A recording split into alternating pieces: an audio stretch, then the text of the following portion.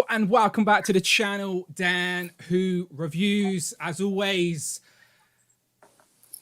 my name is Dan W. Make sure you will follow me on Instagram at It's Dan Who. And happy Tuesday, everybody. Not Tuesday or Wednesday. What day is it, Brandon? I couldn't even tell you what day if I tried. Thursday? Thursday, Did I get that right? Thursday. Thursday. Yes, Thursday. I live stream for Thursday now, by the way, everyone, if you couldn't tell. And so, as always, me and Brandon, but it doesn't matter about us. Who's that up in there in the corner? It's CRAIG WARRACK, everyone. Hey! Hello. I need like a round of applause sound effect or something to You press. do, I was just thinking I know. I'm going to get a soundboard. A soundboard's coming, people. It's 2021. We're on the right. So, Craig, firstly, thank you very much. Happy holidays, happy New Year, happy Christmas, happy Easter, all that good stuff. How you doing? Oh yeah, magic, you know, living my my COVID dream, basically. Not much different from my everyday life usually, to be honest. I'm, you know, in a bit of a state of privilege that I can work from home and do all that stuff. I don't have to go out. Sometimes I do, but hey, I've always been a homebody. I don't go anywhere anyway. I don't have any friends that are in real life. So We're real, Craig. We're real, and we're here with you tonight. But yeah, I'm on the same page as you. To be fair, I'm like I've since COVID happened, work's not changed much for me either. Like I'm quite lucky where I can work from home and I go out. So, and the same with the missus. So like for us, it's like apart from we've missed going cinema because we used to do that all the time. She likes going out to eat and the odd day trip and stuff. But other than that, it's same old. And I'm like you. I like staying in.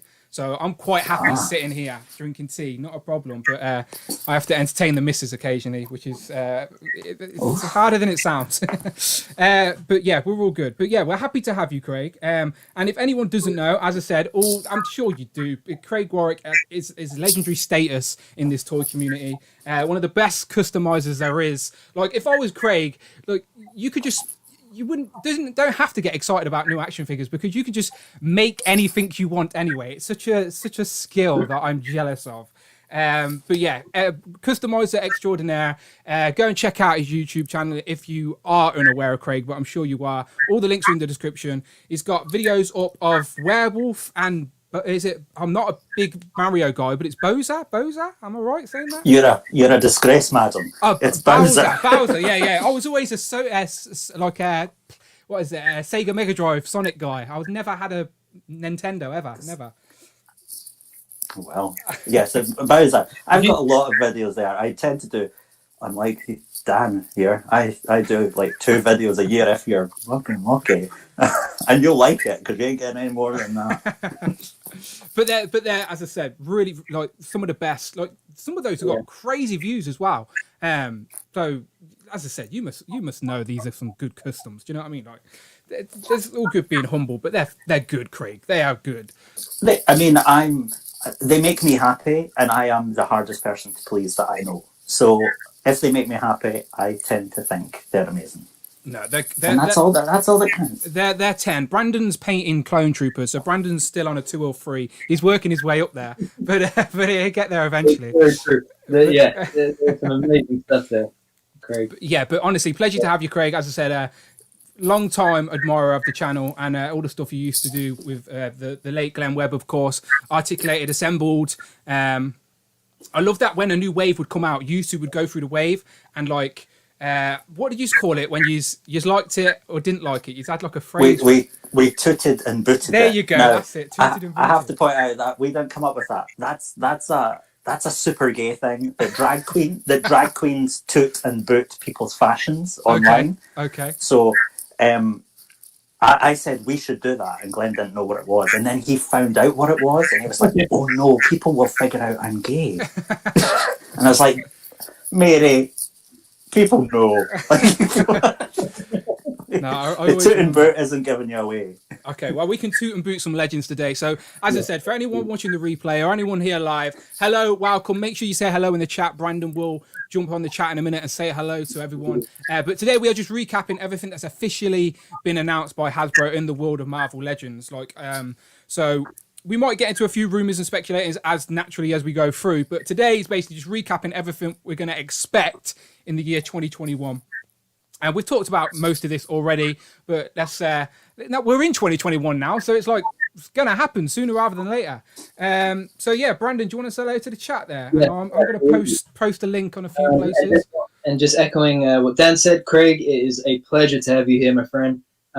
Big fan of your work, as I said before we jumped on. Guys, it's great to see everybody. We've got 53 people now in the chat. You may notice that some of my shelves seem a bit neglected. I promise that they are not neglected. What happened was when I jumped on the call, Dan was the first one to pick up, and he scared my legends, so they all fell down. Pow, and it just reverberated through the screen, and they all just fell over. Your nan's been playing with them. That's what she's been doing. You're not in the room. And that as well, exactly. But it's great to see some of the usual names in the chat. We got Jamie is here, Big Will is here.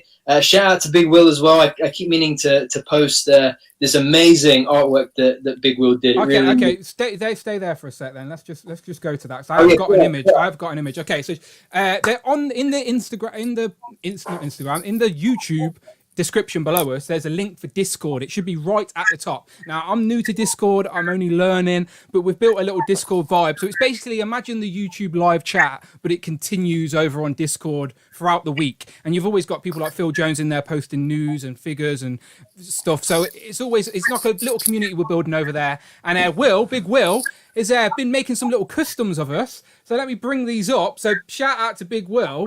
So he's been making little custom retro sort of 8-bit graphics of us all. So there's me as Iron Man. There's Brandon as a stormtrooper, or a clone trooper as it was. My personal favourite is Phil Jones as Spider-Man. Love the beard. That is spot on, Phil Jones. Then we've got the Cloud Network as Brown Suits Wolverine. Then Big Will himself as Spider-Man. Is that the Ben Reilly Spider-Man? Yeah, that's the Ben Reilly Spider-Man. Yeah. And then we got as Batman. So get involved in the Discord. I'm sure if you want to get some customized, we're going to just turn Will's weekend into a busy customizing weekend after people see this. But give Will a shout. But yeah, thank you very much, Will. Much appreciated. That's going on in the Discord right now. So the link is in the description. Click it, join it, and let's talk toys some more on Discord. But yeah, carry on. For sure. So we got CJ is here. We got Phil Jones is back in the chat. He says, "Happy WandaVision Eve, everyone." I'm sure we'll circle around to that later. Sunny says, "Evening, lads." Tac Custom says, "Thor 2012." I haven't seen. Oh yes, Thor 2012 is there as well. Rob Pollock is here. Tac Customs, I said. Wolfpack Toy Review is here. Great to have you guys here. We got Doug Production. We got Rich. Nathan is back. Who else we got? Rich said it's like being in the pub but with free alcohol. I'm not sure what you're referring to there, but he said these live streams makes my quarantine much cooler. It's like being in the pub with free alcohol. Wow, I've got alcohol here. I'm all good. Greg says, "Big fan of Craig. Can't believe you were able to snag him and Rob Pollock. Who will be next?" Marcus says, "Yo, yo, yo." KJ Smith says, "Bam." Emmanuel says, "Did they reveal something new after She-Hulk?" They did not. The only new reveals we have so far are just She-Hulk for Marvel Legends. Don't give it away, Brandon. We're trying to keep the viewers here. All right, there could be something new. You never know. You never know. Laser Pants says, "Yo, what's up?" Mr. Trousers himself. Cameron Wright is here. Eric Stream is here. Lots of new names as well that I don't recognize. Craig's bringing in those numbers. I appreciate it, Craig. Sure. Bold Gambit. Greg says, "Love the secret origin of Toot or Boot." Who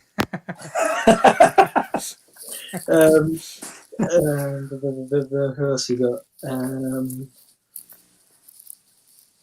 Jamie said, "Learning quick though, Dan." I don't know what that was in reference to, but I'm going to pretend it was in reference to me learning how to paint. I'm only teasing. Brandon's I know. I'm just playing along. The Jazz says, "Just join the Discord, so excited." Chris Collector says it's a cold night out tonight. It's snowing in some places in the UK. Yeah, not here. Greg, where are you? I am I'm just outside the capital, Edinburgh of Scotland. And it's quite near the water, so it really doesn't tend to snow here. Like, I go out and it's fine, and then I walk to my work and I see on the mountains there's snow, and I'm like, oh, okay, well, I guess it snowed. because I kept seeing on the news, maybe I can't remember, but I saw it was snowing, and then I opened my blind up this morning, really excited. I was like, "It's Chris!" Oh, yeah. which is great. Who else we got? We got TMS says, "I know that we are going to get a new Blob and Toad this year. I can feel it. Yep, let's hope so." Jamie said he was learning the Discord quick. Damn it. Oh, okay, yeah, me too. Discord, I literally only found out about last week, but it is literally like it's like a private Twitter between you and your peeps. You know, it's quite easy. It's like just like a live chat essentially, but without a live video going along. So yeah, get involved. The link's in the description, people. For sure. And Trevor Maguire is here as well. So that's everybody. 70 people in the chat. Looking good. Beautiful. So if you are watching live, as I said, most people have a phone in their hand. So just like me, if you want to share it in your Instagram stories or tweet about it, any of that good stuff, I always repost the Instagram stories and stuff like that. So make sure you tag us. All our Instagrams and links are in the description if you don't know what they are. They're on the screen. They're underneath our faces right now. So no excuses. Give us a tag and I'll make sure I retag it and story it, all that good stuff. We do appreciate it, trying to spread the love. And talking about spreading the love, if you do want to contribute to these streams, this is the perfect opportunity to bring up Friday, my brand new graphic I made 5 minutes before we went live. Wow. So Friday, our talking robot, our talking assistant. So if you super chat, it is Friday from the comics, by the way. I just found that panel and chopped it up. But yeah, that's but yeah, if you super chat anything over £4 or $4, anything 4 in the currency you're in, I believe, then Friday our robot would read it out loud for you. So if you want to interrupt me, Brandon and Craig and all the ramblings we're going to be doing this evening, then that is the way to do it. Get our attention, super chat us over £4 or $4, and Friday will read it out for you. But as always, much appreciated helping the channel grow. The electric bill's high when I'm streaming. That's my excuse. Just quickly, did you see Ryan Ting's comment on your post earlier? No, what did he say? He said it's only January 14th, and we're talking 2021 reveals. Oh. No, I didn't see his thing. We're recapping. We're just recapping what. Well, you know, if Hasbro would do anything except like keep showing us figures that are 8 months out, that'd be, you know. Yeah, they need something. They need that pre-order money. That's it. This is the nature of action figures now. They want us to be excited for the next thing that's coming out, and then when the stuff that comes through your door comes through, it's all over the internet already, and you're tired of it. Yeah. Like it's always the next thing, and we are so excited by the news, and you know Hasbro realized that, and they've been like, we should do these fan streams now. Yeah. It used to be impossible to get Hasbro to even raise their head above the parapet because, you know, we'd ask them, look, this Tigra, what's happening here, guys? This is off. But, you know, they want us to get excited about what the reveals are. Yeah, I'm here for it. To be fair to the Hasbro team, that they've been really good. Like, because of Comic-Con not happening, I think it really did make them start paying a little bit more attention to what's going on in the online world. Like, as I said, I'm a relatively small channel. Like, I'm not an idiot, but I managed to get the Hasbro team up on my channel. Do you know, like, so it shows that they're aware of the communities. And but like you said, it's a hype train essentially. It's like, what's the next hype thing? I always say that, like, Facebook groups are full of like hype fans who like will buy a wave, but then they've got to sell that wave to fund the next wave coming out. There's like people that are just hype fans, but again, it's all fun. Everyone collects in their own unique ways, but no Exactly. wrong way, wrong way. It's just as long as you're having fun with it, you're all good. But I think it's such a good point that Craig raises, because I was the same this week, right? Yeah. So I have 2 She-Hulks behind me somewhere, but when that one came up, I was like, oh yeah, that body mold is great. Finally doing her in the green, let's go. And the other thing is, because there are so many new figures that I'm anticipating coming, Marvel Legends Stilt-Man, Marvel Legends Thanos, Black Series, Jar Jar Binks, Boba Fett, Bad Batch, all of that is coming but hasn't arrived yet, but is everywhere in the States. I'm like, I'm chomping at the bit for new figures. So as soon as She-Hulk went up, I didn't even think. I just ordered, and that was it. And then afterwards I was like, wait, do I even want that? Well, no, not yet. I was like, did I need that? And then I had to like sit down with the A-Force She-Hulk and the Grey She-Hulk for a second. I was like, okay, did I really need to get that? Eventually, I decided yes, of course I did. So because that A-Force She-Hulk is like the the hip joints on her are like the old hip joints. You know, the ones you got to rotate and stuff. Now we're going to have to interrupt you there for a super chat from Cameron Wright. Thank you very much. $4.99 through super chat. Hey guys, love the streams. My picks for this year are Mephisto blob-toed black suit Spidey on that new buck with pinless tech and retro lizard. Okay, thank you very much, Cameron Wright. So his super chat says, hey guys, love the streams. My picks for this year are Mephisto, Blob-Toad, Black Suit Spidey on that new book with pinless tech and a retro lizard. So yeah, there's, as I said, they've only revealed one new thing since the year's kicked off, but there's still a whole year to go, so there's going to be lots of new stuff, and I'm sure the retroness hasn't stopped. Like, I've literally got a retro wall now. Like, you probably can't see it very well, but all my Spidey figures are now on the wall, in cases, loving that Spider-Man retro line. It's what collecting's all about for me, that retro love. That got me into Marvel when I was a kid. Before I'd even read a comic, I've seen those cartoon shows. So yeah, long may that retro line continue. But yeah, thank you, Cameron, for the super chat. Right, so... let's get into it, shall we? Let's get some pictures on the go. I do want to quickly just shout out, well, I just want to show this off. I'm not going to lie to you. But I want to shout out Geek Mechanics, because that's right. The most excited thing I'm coming in 2021 is the custom Dan W head sculpt that can fit right onto a Marvel Legend. I'm going to invade your collections. I'm not even going to tell Brandon. Like, I'm going to just sneak in his house and place a little mini Dan W on his display somewhere, and he's not even going to know about it. You got your Union Dan in the middle. You don't know where I'm sticking that head sculpt. You have no idea.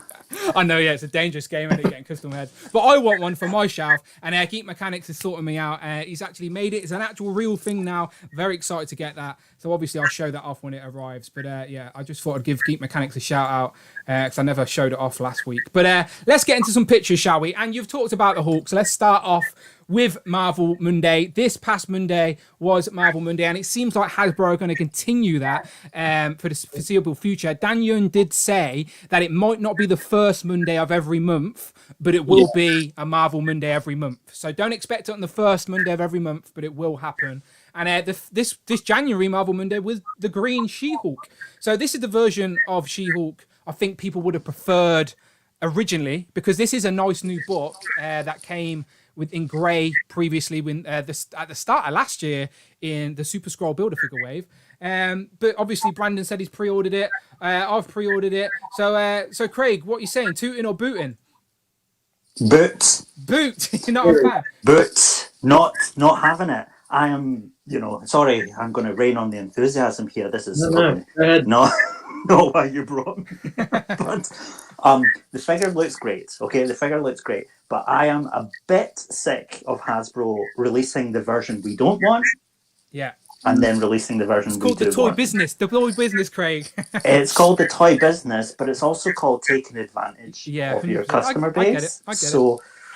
I don't know. Like, no, that's just the Grey She-Hulk figure. They've got an alternate head in there, but there's no reason that wouldn't have been in the Fantastic Four wave, especially because the Green She-Hulk was a Fantastic Four member. Yep. The Grey She-Hulk wasn't. She appeared recently in the relaunch. She was brought in as when they brought every historical member in, but that was just a flash in the pan thing. But I'm a little bit over that approach. So the figure looks great, and if people want it and they've got space for it, great. I personally don't. I don't want to support that. I would rather they give us what we want the first time, rather than do this. They knew they were doing that. You're not wrong. They were doing that. You're not wrong. As I've been saying it for ages as well. Like, they intentionally will create a new mold, but then give us a version of the character we don't necessarily want yet, just to get us to buy that because it's a new mold, and we get excited for it. And then the version we want will come later on, because if the Green Hulk came out first, like you said, they wouldn't have sold as many as Grey Hulks. Do you know? But honestly, the Grey Hulk looks better than that one. Like, the contrast between the grey and the blue of the jeans is much better. Like, kind of looking at that, one of my friends pointed out, Armour, he pointed out that you don't get the contrast between the green and the purple. It kind of looks like she has tiger stripe leggings on or something. It doesn't quite come across as tears as much as it did on the grey one. And the grey one had like veins and everything. So I think this design of She-Hulk with the way her trousers and top are is taken from the run of the grey She-Hulk in the comics. So yeah, absolutely. The green She-Hulk that's not my mind's eye version of the green She-Hulk, like you said. So that's why, as I said, like you said, it's reaching a little bit in regards to the repaint. But as I said, I'm a sucker for all things Legends, and it's green She-Hulk. So I'm in. So moving on, we've got this. Just quickly, the interesting thing about that She-Hulk as well, and similar to what Craig is saying, is the normal head sculpt for her. Mm-hmm. I can definitely see that being reused on maybe the same torso, maybe different legs for a new jumpsuit She-Hulk. Yeah, Classic. Fantastic Four She-Hulk, purple jumpsuit She-Hulk. Which could come in two places in the next sort of 24 months. It could come in the Fantastic Four retro card that we are anticipating, or it could come with a She-Hulk promotion when the Disney Plus series drops. Super chat for £99 through Super Chat. Thank you very much, Mark Tac. Craig, what Marvel Legends wave would you stick 70s Beyonder in? I remember you saying that's a figure on your want list. Did you see that, Craig? It says, so Mark Tac of the $4.99 Super Chat, thank you very much. It's Craig, what Marvel Legends wave would you stick 70s Beyonder in? I remember you saying that's a figure that you would want on your list. The Beyonders from the 80s, Mark. How fucking old do you think I am? Jeez. Okay. Yeah, I jokingly make comments about the Beyonder, probably before your time, 1984, Secret Wars. He eventually turned up in Secret Wars 2. He had a ridiculous costume, terrible look, awful, dreadful. I can't really see him coming out as a figure. I would love it if he did. If they did make a series of him, every figure would be him, and there would be a Build-A-Figure part that is also a part of him. It would make no sense. No one would buy it. I would buy it. I don't care. Beyonder Wave. Beyonder Wave 2022, people. You heard it here first. So I told you, the Hasbro team are listening. They're listening. But yeah, thank you very much, Mark. Okay, so I already teased it, but basically the Americans already have this wave. So again, we're not going to spend forever on this wave. But bastards. But we haven't got it yet. So Brandon's chomping at the bit for this wave. So as I said, it is a Stilt-Man Build-A-Figure wave, of course. So let's get into it. Let's toot and boot these people, if you don't mind. If you don't mind, Craig, stealing that just for this one-off. Fine, go for it. Can I also add there's an additional one called Shoot, which is for your ultimate choice out of everything. Okay, so you can only shoot once, essentially. You can shoot once, and then maybe you have to have a 20-minute break and a cup of tea. Okay, so you heard it there, people. You heard it there, chat. All right, so we're going to play Toot and Boot. Usually we do the hit and miss, but today we're doing Toot and Boot. Bring more back up. I need to shoot. Okay, shoot. Oh, okay. Stand back. I hope your nan's still not sharing your bedroom with you, Brandon. Bloody hell. All right. So there we go. Miles Morales. Hell yeah. So, I am so excited for this figure. I ask the postman every day if he's got it. It's not even been shipped. Have you got my Miles? He's just going to throw it at you when he does get it. I'm so excited for this thing. The only thing is he should have come with open palm hands. I know he has everything else, but don't give my Spideys without open palm hands. Or better yet, re-release another version of him without the clothes, just the suit. You can give me open palm hands. I'll buy 2. I'll buy 4. Just give it to me.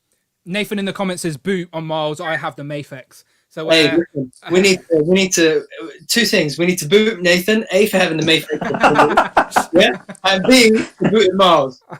Nathan, yeah, go. Yeah, Brandon's having issues with Nip on Your Son. They've basically. Oh yeah, I bought it from Kuribo yesterday. I'm hoping to be here in a couple of weeks. Okay, cool. So while we're on, because obviously we're going to skip through these Spider-Man Into the Spider-Verse figures, but Craig, are you a fan of the film? The film, one of the best superhero movies I've ever seen. Like, the film is astonishing. Oh, good to hear. The sound, the visuals, everything, amazing. I have shoddy taste in movies, so take that what you will. Okay, no.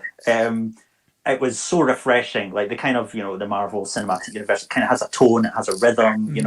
Not that there's anything wrong with it, but something different is always nice. So that was really something different. Origin stories told like that. Loved it. You know, we don't linger on the motivations of characters.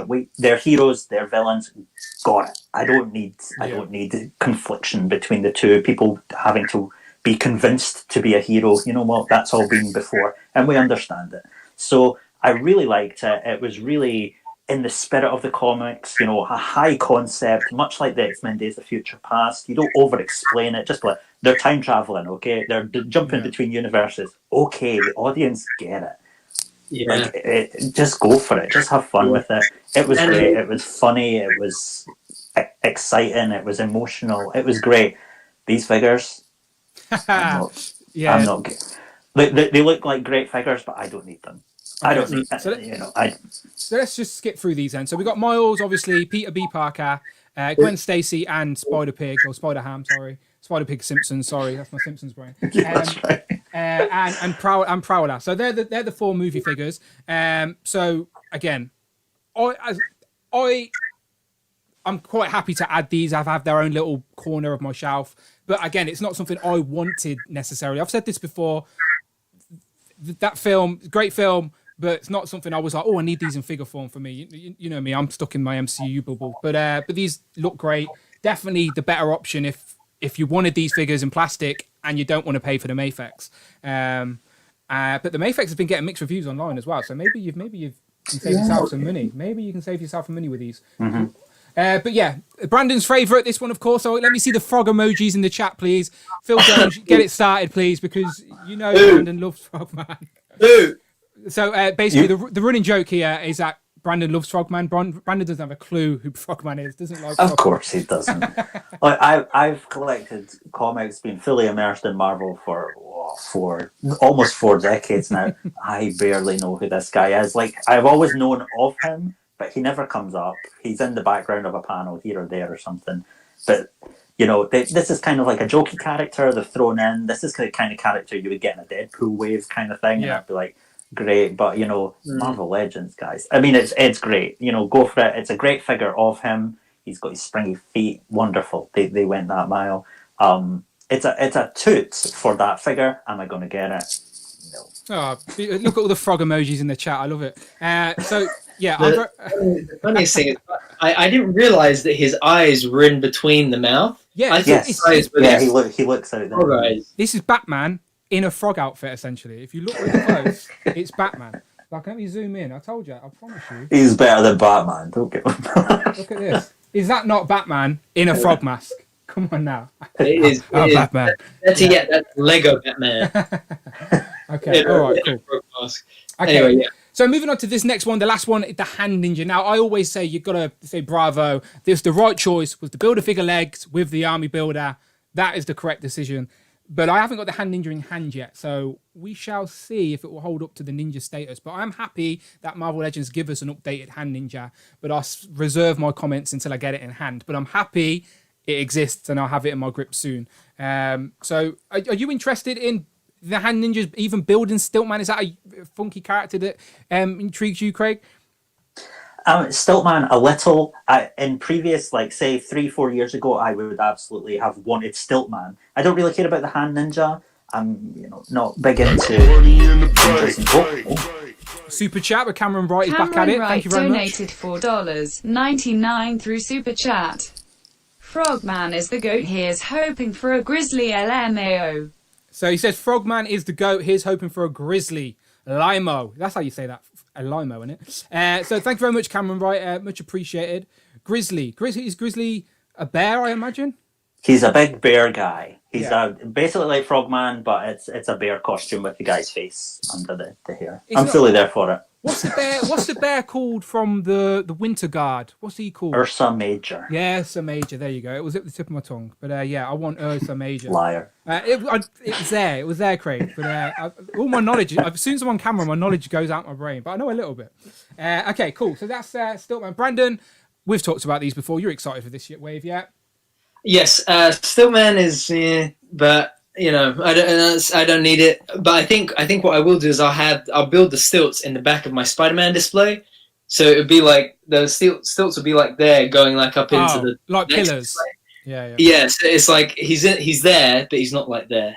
You know what I mean? Yeah. No, so I've pre-ordered 3 hand ninjas just because it's an armor builder and I like them standing free. But I've seen pictures of the Stilt-Man, even with 2 sets of legs, it is too tall to stand up on its own. Like it's Even like the promotional photos they did, where was it Dwight just had it like sort of up against his bedroom door. I was like, that's not the greatest look. I mean, it was still a great idea. It's a great idea, genius idea, love it.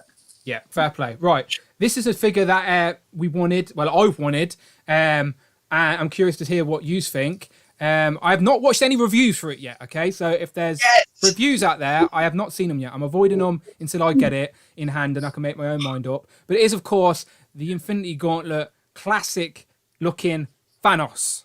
I think this is the Thanos that people have wanted in Legends form for a long time. Marvel Select did it probably best beforehand in this version of the outfit. The 2 previous builder figures were a bit more modernized. But what I like about this figure as well, it comes with an interchangeable head that you can use on your previous Thanoses. So you're not just replacing a figure in your collection, you can add an extra if you will. But it is, of course, Infinity Gauntlet Thanos with a couple of different hands as well for the gauntlet. Click in, of course, which you need. Fist, open palm, and King Thanos. So what do you think of this one? After you, Craig. Oh, after me. Well, the Infinity Gauntlet was really what got me into comics as a teenager. I remember taking it to school and reading it in high school, like whatever year 3 or whatever English people call it. I don't know. Yeah, it's 3rd year, and showing them, and like that was in like the early 90s. And it was everything to me. So just taking them so long to get this version of Thanos in Marvel Legends is so puzzling. It's because there's not a lot of reuse, is my imagine. Like, what else do you use it for? I guess, right? But that's my whole thing with Marvel Legends. I understand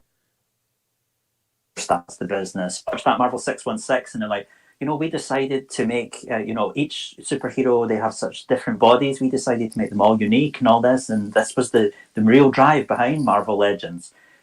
10 years down the road, we have to think about reuse, guys. Bucky cap. Yeah. What are we doing? But anyway, this Thanos figure looks great. I've made a custom of Thanos, and I actually have that Walmart Thanos that's like, he's a bit more glittery than the Build-A-Figure version. Yeah.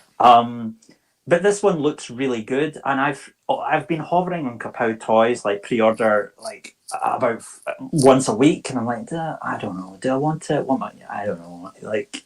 But yeah, I think it's a great figure. I wish it had maybe a bit of a butterfly joint or something. I don't know quite how they do that, but it's exactly what you want, and really not a whole lot more. Thanos did so much in the Infinity Gauntlet. He did more than this. He did a whole bunch of stuff that is really cool. I don't know. It's exactly what you imagine a Marvel Legend Thanos would be. This is people like, I always, when I have a character on the shelf, I want my mind's eye version of that character, and it may not be everybody's mind's eye version, but this is going to be a lot of people's mind's eye version of Thanos, I think. And I'm glad as well that it's not a Build-A-Figure again. So, like, if you want to upgrade your Thanos, here's your option. You can get a better looking Thanos, in my opinion. But if you're happy with the ones you've already got, you can walk on by, because the King Thanos is quite a modern character as well. So what are you saying, Brandon? You a fan? Literally, honestly, I can't find words. I'm really excited for this, man. Do you have to Build-A-Figure as well, by the way? I do. I got. I had the Build-A-Figure, sold the Build-A-Figure in favor of the Walmart exclusive. But I mean, the thing that used to bother me about that both those figures was that the chest plate used to raise the arms and it would just pop off. Yeah, all the time. It destroyed any love that I had for that figure. So for the most part, I had the Marvel Select Classic Thanos, right. and since they brought out that modern Thanos from Diamond Select, I've had that one on the shelf. But this one will be the best one for sure, because the look is on point. It's a new body, I think, as far as we're aware. It's not the same as the Apocalypse mold. The only thing, as Craig said, that I would have liked with it would have been butterfly joints. Considering that on the Hulk figures we got the butterfly joints, I would have liked to have seen that. Well, we got them at the back, not in the front. Yeah, not much at the front, but not much at the front. But I still would have appreciated that. I just knocked another figure over. My bad. I still would have appreciated him having that motion that he could, pull a punch back. It's almost like this. what are we calling this? Shoulder pads, bib. Shoulder armor, yeah. Shoulder armor. That could hide some mechanism. You know how you used to get the really crap articulation in old Marvel Legends where the whole like shoulder blade would like swing in the front sort of thing? You could almost do something like that. They could have made the cuts there where the bands are maybe or something like that. Right. I just think they could have done something. It might be a bit too much, you know, at the price point. I understand all these things and that. I just like to aim higher. You know, if you're clicking your fingers, you don't click them out there. Yeah. You know. Yeah, no, and you make a good point because I wonder if where the shoulder pads like curve is, it might have cut off that motion even if they did put it in. But either way, I'm really excited for this. This is something we've been needing for a long time. Exactly as Dan said, it's King Thanos, the interchangeable head, and it's also in that same theme with the Silver Surfer that we've got coming. So let's show that, shall we then? Because obviously that's coming out now as well. Where's my picture for it? The Grey Silver Surfer. So it's the Fallen, essentially, from the King sort of Thanos story. I think it's just a Thanos story, to be fair. It wasn't called King Thanos. Yeah, it was just called Thanos. And that's, like you said, that's where Frank Castle Cosmic Ghost Rider comes from as well. So now you got a little threesome, at least. We just need a Galactus now, I guess, to come to Earth and grant him these powers. But yeah, so what we're saying about Silver Surfer, the previous one is very sought after on the aftermarket after being a Walgreens exclusive. That goes for a pretty penny right now. I remember walking into Walgreens and I would walk past like 6 of them on the shelf, and I got 2 myself. I think I got 2 or 3. I can't remember. Where's it, Craig? Above your shoulder? I think this guy. I can see him. I'm not touching that. Fall flat. Yeah, Brandon. At the end of the stream, I think you should turn around and just shake your shelves, just completely give up. The Fallen. But yeah, I love that original figure. So I'm excited to see. I'm excited to get this. I'm happy to add the Fallen. As I said, I've got Cosmic Ghost Rider.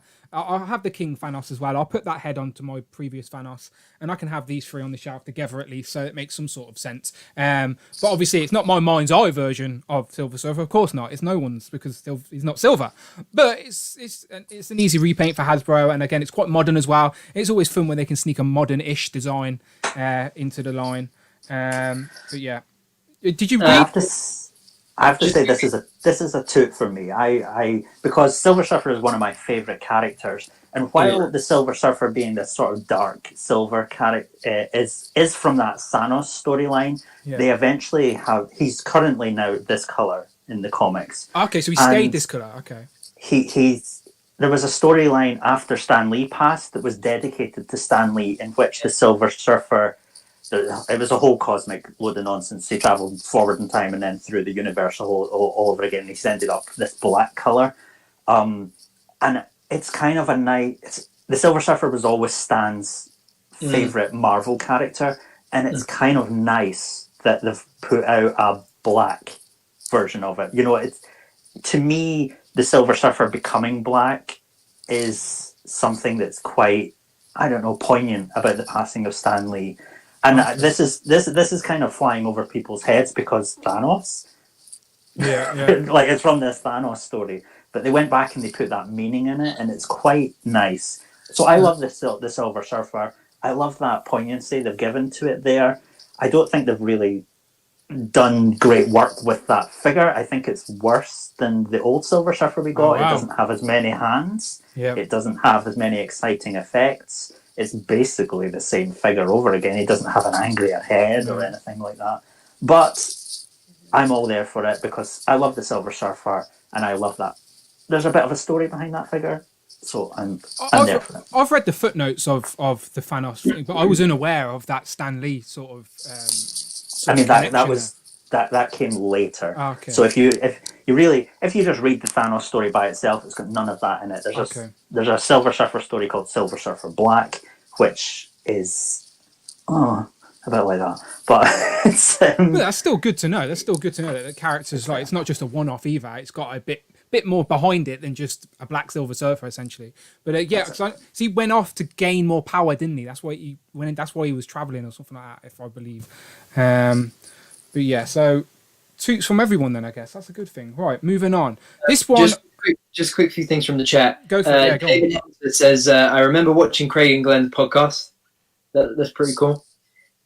Secondly, Tony Etheridge is in the chat, wanting to give him a quick shout out. He said the select version will finally be replaced.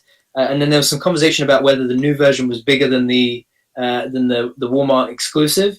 I think this new body is a bit wider. I think they're the same height, but I think this new body is a bit more stocky. So, which is pretty cool. And also, Dan, we are at 99 in the chat. Oh, 90. Well, you know what happens. So, Craig, when we get to triple figures, I like to have a little bit of a party about it. So I like to put my flashy lights on.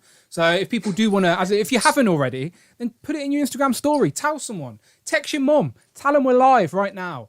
Get an extra person here. When we hit triple figures, I'll put the flashy lights on. But next figure talking about. So there is already a review online by no other than Shartimus Prime. Don't know how he got it, but he does. It's Firestar. I've not seen the review, but I know it's there. So I know this figure exists in hand. I don't know if it's prototype, whatever, but still, surely this one's around the corner now as well. And it's Firestar, but sort of inspired by her Spider-Man and Friends sort of look, but there's still another head in there as well, so you don't have to have the same look. But it's a character that a lot of people have wanted. Do you both have this pre-ordered, Craig? I do. Yep. This is a toot from me. In fact, Spider-Man's Amazing Friends is, as I said, 80s, great, loved it. Introduced me to so much of the Marvel Universe. It through, before contracts and licensing. So there's the X-Men in there, there's Ultron, there's, Magneto, there's all these things they just all throw it in there. And it's so exciting from week to week when I watched it as a kid. And Firestar and Iceman made me gay for different reasons. Firestar, this figure of Firestar, it's all right. She's got a bit of a big collar. It's a bit too big for Firestar, but that's because they're making it to make Kitty Pryde. They're not making it for Firestar. Wow, that's what's coming out of. That's what's coming out of that. It looks like anyway. Ms. Lion, the dog, she's the wrong color. Yeah, she's that's the comic version. She's the comic version of Ms. Lion. Right, but it's got the cartoon background, so it's a little bit confused and whatever. But Spider-Man is Amazing Friends. I'm there for it. I want to support this. I need a bit of Iceman, Sloth Iceman they gave us last time is an abomination with the big cut in the middle of his head type thing. That's right. It's so I'm there for it. But yeah, it's an amalgamation, isn't it? Like they can't. It's one of them where they can't please everybody, so they've sort of went, look, it's Firestar. Let's please no one. Yeah, I guess so. I guess so. But it's like they're trying to remind you that it's that character from the cartoon that people have wanted, but then it's also just a generic modern-ish. They're giving you the version of Miss Lion that no one wants. I guess so. Yeah, I guess so. Yeah. So that everyone will buy the. We're all there for Miss Lion. The reissue will be the brown. Brown. The cartoon one's brown, right? She's a bit yellowy brown, really. Yeah. She's dirty blonde. Dirty blonde dog. Beautiful. Over 100 people. Wow, well done, by the way. Thank you very much, everyone in the chat. Yes, Craig, they're only here for you, Craig. Honestly, so there you go. Flashing lights. It's true. I don't think so. Have you seen the numbers I get when I go live? Ain't there for me. Right. I've even got extra lights down here now. I don't know if you can see. Can you see my extra shelf now? It's a brand new shelf. Oh. There you go. Flashy. Thank you very much for the 100. Much appreciated. As I said, subscribe, follow us all that good stuff. And again, if you want to get involved, interrupt the show, then you can do that with a super chat. Let me just show off my graphic one more time, people. All right, I told you I spent 5 minutes on this bloody thing. It's Friday. Yeah, you want to interrupt the show? You want to have your comment read out loud? Then you can do that to contribute to the stream. Much appreciated. Anything over £4 or $4, and then our assistant Friday the robot will literally read out whatever you write. So whatever you write, she's going to read it out. Much appreciated. Thank you very much. That's how you do it. Right. Let's continue talking about some legends. So we got a couple of toots so far from Craig. So I'm happy. I was sort of thinking, oh no, Craig might just go boot.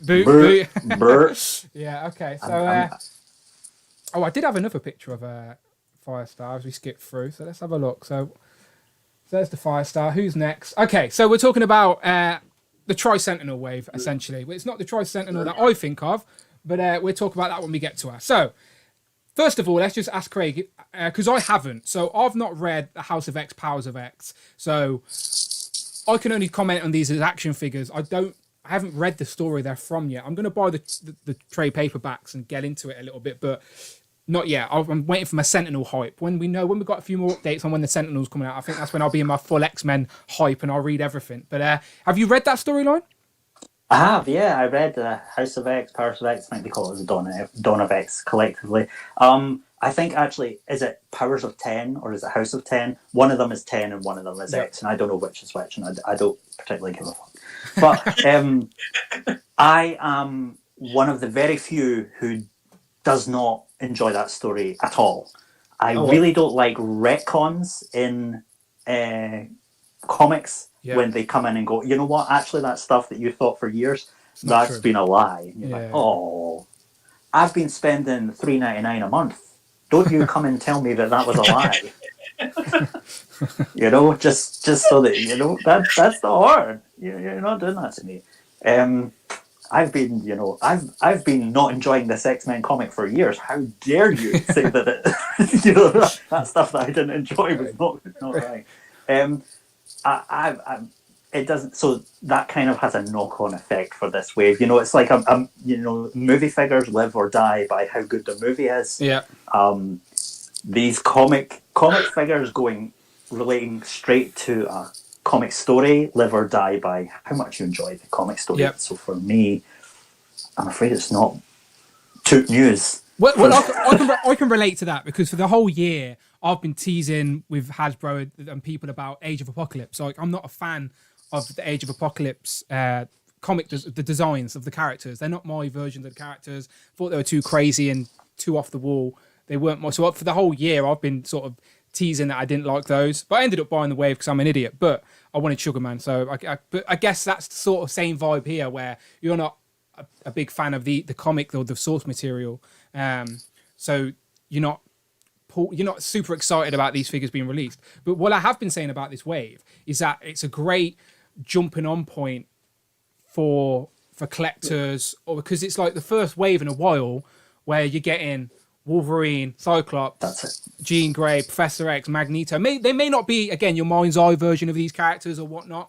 but it's still the first wave in a while where all the figures, maybe the couple of females with Omega Sentinel and who's the other one? What's she called? Moira McTaggart. There she is. Yeah. She's going to be the most popular in the wave, I think, as well. By the way. Yeah. But other than those two are a little bit more niche. I think it's like a heavy hitter wave, and it's going to be very popular, like the X-Men waves always are anyway.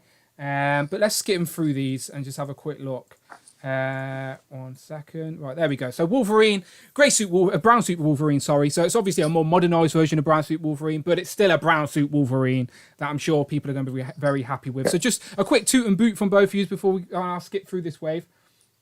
So I haven't pre-ordered this wave. I pre-ordered the Bath on Toys R Us separately, because I'm going to get two Baths in the end. But this wave, I'm going to pick it up when it's like on sale in like 6 months' time, because by the looks of it, pretty much every place in the UK will be stocking it. So I think it's going to be easy.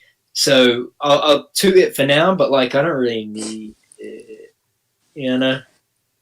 This is a toot for me as well, because this is the X-Force Wolverine that we got in the Deadpool wave. The best Wolverine mold, I think. Yeah. Yeah, I absolutely agree, and I really like the head sculpt on that. It was really one of the only good Wolverine head sculpts. I'm sorry, Hasbro, if you're listening, whoever you're letting sculpt your Wolverines, whether it's Dwight himself or something, I don't know. You know, you seem to be defending them and not changing it up. But, you know, the X-Force one was great. It had the seams along the mask, and just the flare of the mask was just right. And it's made me think about repainting that a bunch to be a more classic version of Wolverine. So this hits the right mark for me. This is a toot. For me, it's a really decent version of Wolverine. I have it already. I don't know if I'll even get it, to be honest. I don't know. But it's a toot. Claws as well. Love the bigger claws. There he is. Oh, I forgot I had the other pictures ready to go. But yeah, there he is, out of packaging. Beautiful. So again, it's a brown suit Wolverine. I'm sure it'll please a lot of people, regardless of reading the comic or not. Cyclops again. Everyone loves Cyclops. This is obviously the more modern outfit. Do you like that effect, Craig? Do you like that Hasbro trying something? I know we've already seen it. No, it doesn't. It doesn't really sell the optic blast for me. It's it's kind of like a wavy sort of thing, and I don't know. I mean, nice try. Yeah, we've already seen it with the retro X version. Factor one. Yeah. But this is boot. Yeah, I'm not the biggest fan of that accessory type. I would have rather maybe just a little bit on the visor, maybe to sort of say powered up rather than it sticking out. It's really hard to get him to balance as well on the shelf when he's got it plugged in his face. I mean, this is Bucky Cap. This is boot. This is 10 years out of date. Boot. It's a costume that's low contrast. Boot. Yeah. It doesn't say anything about the character or the powers. Boot. The alternate head that has to have that effect in it to make any sense. That's boot. It's just the Bucky Cap. Even in the promotional photos, you can see right through it, through the ab. You can see that gap in the ab. Yeah. Right through it. Boot. Retire it. Get rid of it. And his armpit veins, those bloody armpit veins on every armpit vein, and this fucking thing that every Cyclops figure. Cyclops hasn't needed to do this since 1972 or something, but it's iconic. But maybe another kind of hand might be nice for the guy.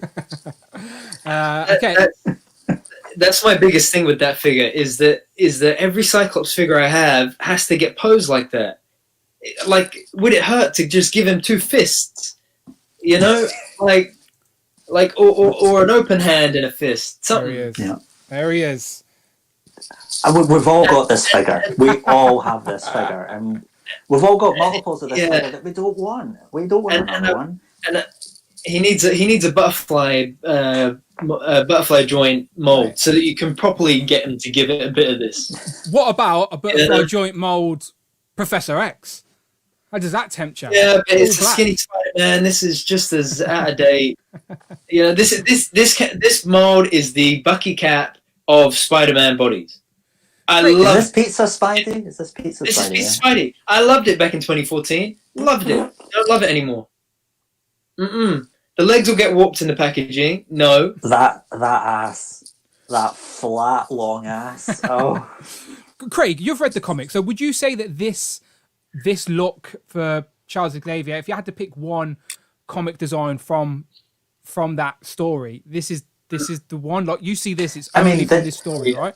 Yeah, this is very much his modern look, and this is what he was wearing all through it. And all through it, I was hoping he would take this fucking thing off, and it would not be him under it. I'd be like, oh thank God, none of it is real. Like, it'd take it off, and it's me under there, and I'm like,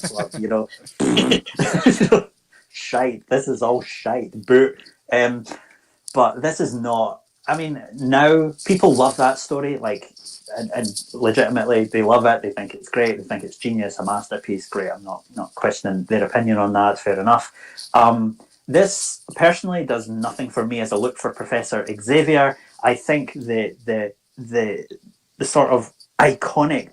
I'm pointing to my old fucking bald heat here, but the iconic bald head, and being in a wheelchair, it's this visually elderly disabled guy, but the power contained inside, and just the bald head sells that this is the power.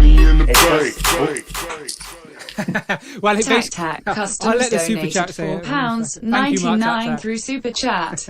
Craig, I don't think I've ever heard Brandon so critical you've brought an influence to the stream grin. Thank you very much, Mark Tac. So Mark said, Craig, I don't think I've ever heard Brandon so critical. You brought an influence to the stream. Oh, I'm sorry, I've brought the tone down. No, to be fair, Brandon's been saying for a while about this wave. He's not pre-ordered it. I'm an idiot. I pre-order everything and then worry about it later. I like to get things in hand first. But Brandon has been saying for a while he hasn't pre-ordered this. But I want to ask him about the Tri-Sentinels. But let's keep going for a sec, Brandon, and then I'll think, because I do want to say out of this figure, this look for Charles Xavier, as I said, is very, very specific to this story. So it's a House of X wave or Powers of X wave. You needed this figure in there. Let's be honest. Like, you could make out of all the figures in this wave, you can make that panel that everyone probably thinks of when they think of this story, which is good. That front cover. But I like this head sculpt. better than the previous one. This new one. I'm going to use this, I think, on my hover chair. Yeah, me too. Have they not just painted his eyes shut? I think it's sculpted. Basically. I think is it. Oh, do you know what? No, you might be right. You might be right. It may just be a line. You may be right. I'm looking at that now. No, because it's the eyebrows are different, right? Wait. Is that not Wait. Are the eyebrows sculpted and painted? So his brow is sculpted. Doesn't that look like it's a brow there? Professor X's eyebrows tend to do. I'm fine with them going. I think they should be. Yeah, look at the sculpt. I didn't notice this till just look. You see where the eye is? Isn't that? Is just his eye socket? Yeah, that's just. Yeah. That's just his face. That's his orbital bone. Yeah. That's just his face. You see what I mean? That it looks and like then his brow sets on top. Yeah. Yeah. Anyway.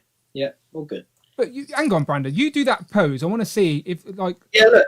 Hang on. Let me go full screen for Brandon. 1 second, Brandon. 1 second. Look, you see what I mean? Like if I try to get the like, you don't pull that face, Brandon. Pull that face. I'm trying. Like you see the no, thing? he's angry. He's pulling like your eyebrows gotta go in.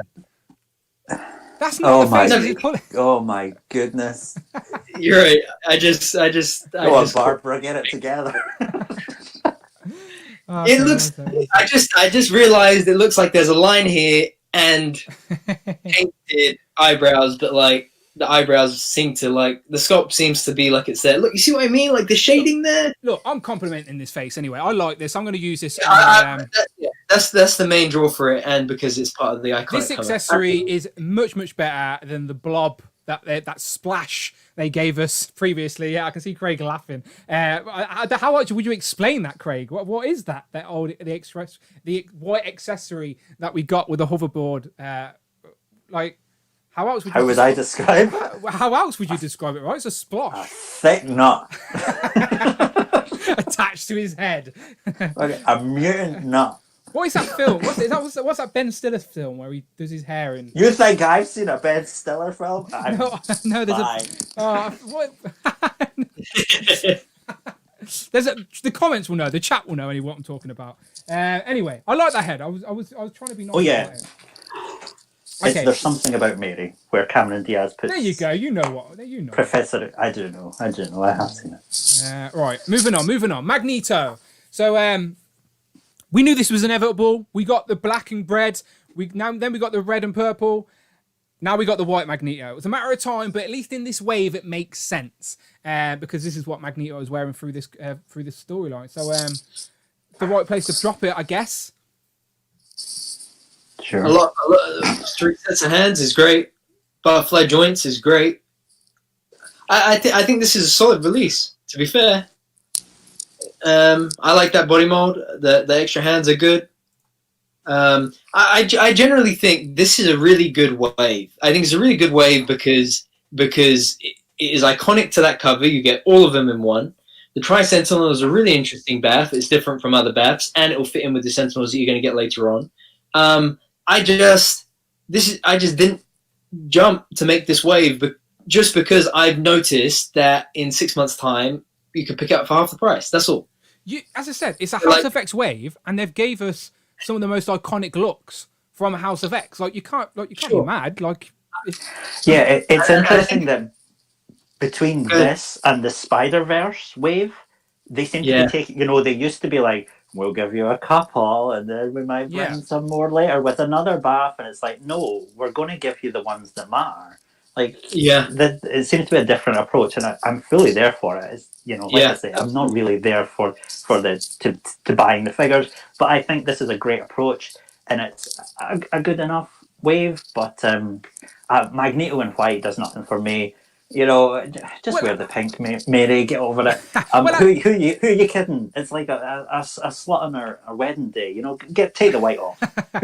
like I said, like if you're a fan of this storyline and you want these characters and these designs, it's there for you. If you don't, you've got these characters already somewhere else. But these characters are specific for this storyline, and that's what the wave is. So again, it's not a bad shout. Now this next figure, I think, is going to be the most popular. because you can make two versions of Moira. Because again, I've not read the comics, Craig, as I keep saying, but I know that she keeps getting reincarnated essentially, so she has different looks throughout the comic, right? She sure does. What a load of nonsense. Moira McTaggart for me is the Scottish person in the Marvel universe. And now they the make one her Scottish person. Eternal time traveling Scottish mutant. No, I mean, I could go on about the story itself, but I felt Moira McTaggart was a human ally. And when we're speaking on sort of minority sort of metaphors, the concept of an ally is so important, and then they took that away. The X-Men don't have a whole lot of human characters that like to hang about with them, but Moira was one of them, and then they kind of took that away. They made her one of them, and she was secretly not an ally.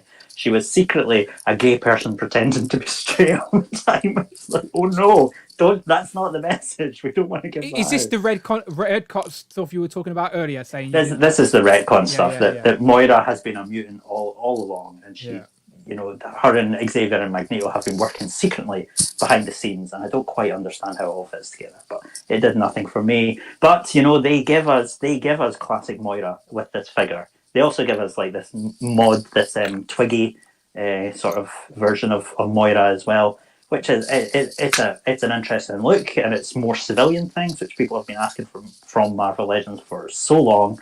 But Scientist Moira, love it. For it, I'll tour it, and I'll probably get it. Yeah, I'll probably buy two of these just because the looks are pretty different. Like I like how the head sculpts are not the same, just with one with a hat. Do you know, like I like that it's a different head sculpt by the looks of it. The hat's actually sculpted on there as well, which is good, so they don't just fall off. But yeah, I like this, and it means Betty Ross isn't far away either. If with that lab coat, surely, right? Surely. We hope so. Surely. I hope so. But yeah, I like this figure. I do think this is going to be the most popular in the wave. As I said, people are going to be buying two. And like you said, ACBA community are going to love this figure just for the kit bashing, and because you can strip her back like that and pop some different heads on there, get a couple of them in the background, and you've got a couple of civilians. So very popular. Yeah. Marvel Girl. Now it's a modern version of Marvel Girl, but still the classic look of Marvel Girl, if that makes sense. Yeah. I'm sure people get what I'm talking about, if you know what I'm talking about. So people have wanted a Marvel Girl figure, a new one, for a while. I think I always talk about the Marvel Select one because it came with the gates for the X Mansion, and good luck finding that now, because you won't find it, and if you do, it'll be a pretty penny. But Hasbro have needed to do a new one, and this is the perfect place to put it, as this is what Jean Grey was wearing. How come Jean Grey was wearing this through that comic?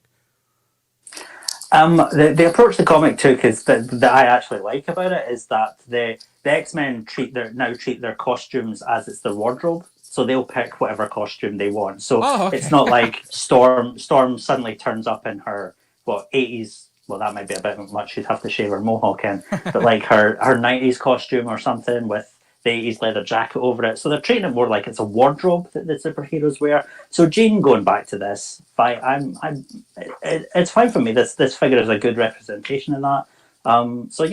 It's a toot for me. Yeah, this, as I said, this is a figure that fits perfectly in with this wave for what it is, but it's also a figure you could just pick. Like if you're just picking and choosing what figures you want, a fan of just the classic looking. The classic Marvel Girl could grab this figure, and it could fit very nicely in the display as well, I think. I agree. Do you know much about what's that flower called, Craig? That's a Krakoa. Krakoa is the island that they live on now. It's the mutant Krakoa. It's also a mutant, but it always was, unlike Moira. Okay, so moving on. Brandon will be back in a minute. He's got the link. I don't know what's happened with him. Next up, Omega Supreme. Now, again, this is the figure they were teasing that would go very nicely with the Sentinel that we're getting later this year. I was about to say next year then, but we're actually in 2021. So yes, we're here now. It's this year. It's this year we're going to get the Sentinel. But yes, Omega Sentinel, not a character I knew much about. Again, I do think she's been in other stories, not just this one. Yes. And that's why they've included a couple of looks here. Is the look with hair from this story, or is the look with hair from somewhere else? No, the look with hair is from several years ago. This character has sort of flip-flop between good and evil. So the look with the hair is really from a different artist. And it's not even brown either. It's not brown, is it? It's not meant to be. It's meant to be black or dark. That's right. And also the bigger problem with this character is that she doesn't appear to be the right ethnicity. I think her name is Karima Shapoor, and I think she's either from Pakistan Asian. or India. Yeah, she's Asian, definitely. So she isn't quite the right skin color as far as I can see. Whether that'll change when it actually comes out or not, I'm not sure. But sometimes when they work from various artists, I think it was Chris Bacalo who did this particular design for her. His art is often heavily lit with greys and sort of thing, so it can be difficult. If you're only looking at that, you may not be able to pick up that she isn't just a Caucasian person, and you're just jumping to that conclusion. So I've kind of taken the stance that I'm going to get all the Sentinel stuff. Yeah. So I'm kind of hovering over this figure. Did you pick up Nimrod? I did get Nimrod, yeah, because it went on sale on Amazon or something. I was like, finally I can get that. Yeah. So she's a little sidekick to Nimrod as well, isn't she? With the red face. Yes, the red face is when she's firing the year 30 million or something, and Nimrod's around. Yeah, so again, this is another figure, which again might be a sleeper hit for this wave, because again, you get two looks that you could probably place in two different sections of your shelf or your display. So again, another big hit from me, or a toot. So I'm assuming a toot from both of you. Brandon, you were a fan of this. I'm assuming you're all in for all Sentinel stuff as well, right? Yeah, so I'll get it and display it with the Nimrod friendly version for sure. Yeah. Okay. And the only one of the wave that's pinless. It's new because it's the only new mold, I think. Yeah, for sure. And she definitely benefited from getting that new body type.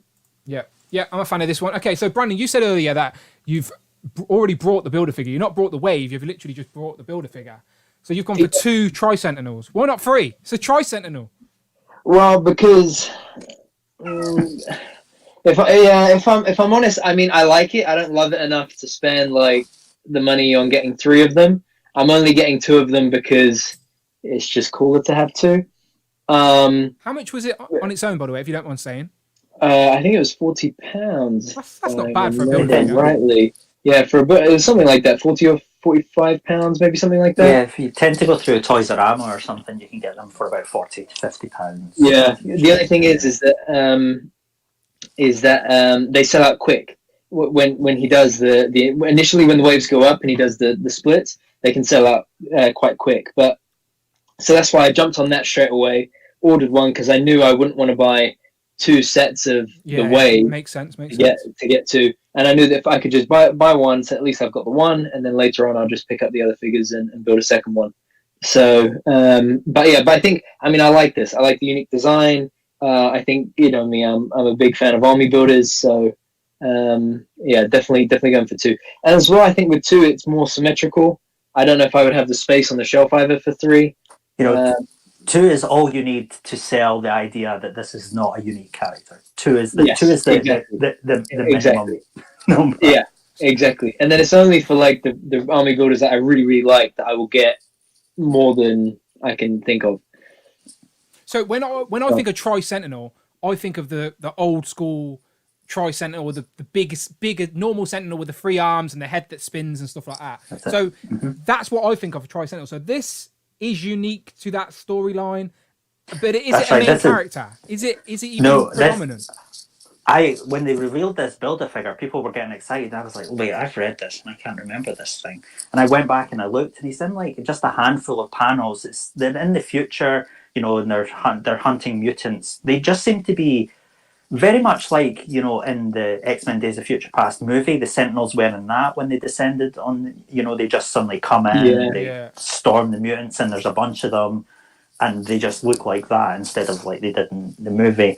I didn't really get anything special from them in the comics, so this doesn't actually excite me. And I know I've said I'm getting all the Sentinel stuff, but I think I can skip this one, to be honest. I think it's a great figure, and I love that they're doing something so radically different. with the look. I mean, it still looks a bit like the Spider figure they did, but Yeah. it's very, it's better that than another Abomination, big chunky guy. This is, but I think I can probably skip this one because I didn't remember it from the comic. I was surprised that they chose this rather than the Krakoa Gate or something like that. I think there's, to make the gate diorama. Yeah. That would have been so good. And then you could have these characters walking through that gate, like on that cover. All the characters from the cover do the gate. They've missed the trick there. I don't. But at the same time, I mean, at the same time, the trick they're going for with this probably is the army builder spin on it. That's it. Off the back of the Sentinel height, but that would have been special, man. Because the thing that I love about this wave is exactly what Craig said. It is you got the whole you got the core set, the main team, and you're done. And you're there, and it's nice, it's solid. So that would have been really. And cool. It's a relatively modern comic as well. Like that's it's one of the modern greats. Yeah. So, but you're not the only one, by the way, to say, Craig, that the few people I've spoke to about it have said that it's very wordy, not a lot of action, it's very politics type vibe, and that I'm not a big fan of it either. So it's not the first time I've heard that opinion of the story. I mean, I'm there for comics that are like that, but it's more that it sort of changed. You get stuck in your ways. You're a person you don't like. You don't like change. I don't like imagine if they made a new season of the X-Men cartoon that everyone was so fond of, and they were like, "Oh, it was all a dream." Yeah, It can't be. It can't be. No, that's rubbish. We're changing the theme. We're changing the theme song. Okay. Right, okay. Moving on. So we're an hour and 10 in. So if anyone's watching this on the replay, hello, how you doing? All our links to our channels and Instagrams and all of that are on the screen, in the description, all that good stuff. And everyone is still here. Still over 100 people here, and we appreciate every single one of you. Again, sorry if we're not seeing all the comments, but if you really want to get our attention, you know how. But we do appreciate you all the same. So we're going to continue going through these now. And I'm very excited about this next one, by the way. So I'm curious to hear your opinions on it. And it is Modok. Now, I know the Toy Biz one is probably one that can still hold up amongst anybody's display, but I am welcoming a new one because I think this one may edge it out just with the playability, posability of it. And I always like when you can change up a display. And I like this new Modok's got the different face plates. You can have them on his stand or not or whatever. Articulation on there as well with the hands and legs. So yeah, big fan of this. What do you think, Craig? Yeah, I mean, this is such a hard one for. I'm surprised they did it. It's so much like the Toy Biz one. That the Toy Biz one is one of the few Toy Biz figures, like you say, that stands up to that stands up today because Toy Biz's aesthetic kind of looks a bit ugly, but that's to Modok's benefit. And this, it doesn't look quite as ugly, and that's perhaps to this figure's detriment when you put them both side by side. I appreciate that not everyone has been collecting Marvel Edges for so long that they've got a Modok and then all the other Build-A-Figure parts that they had because they bought too many figures over the years. So if I didn't have Modok, I would absolutely buy this. I think it's a beautiful figure. It's great. The double jointed stuff they've given him. I mean, the old one had that too, but great. The interchangeable faces, magical. It's a really great figure. Looks amazing, beautifully sculpted.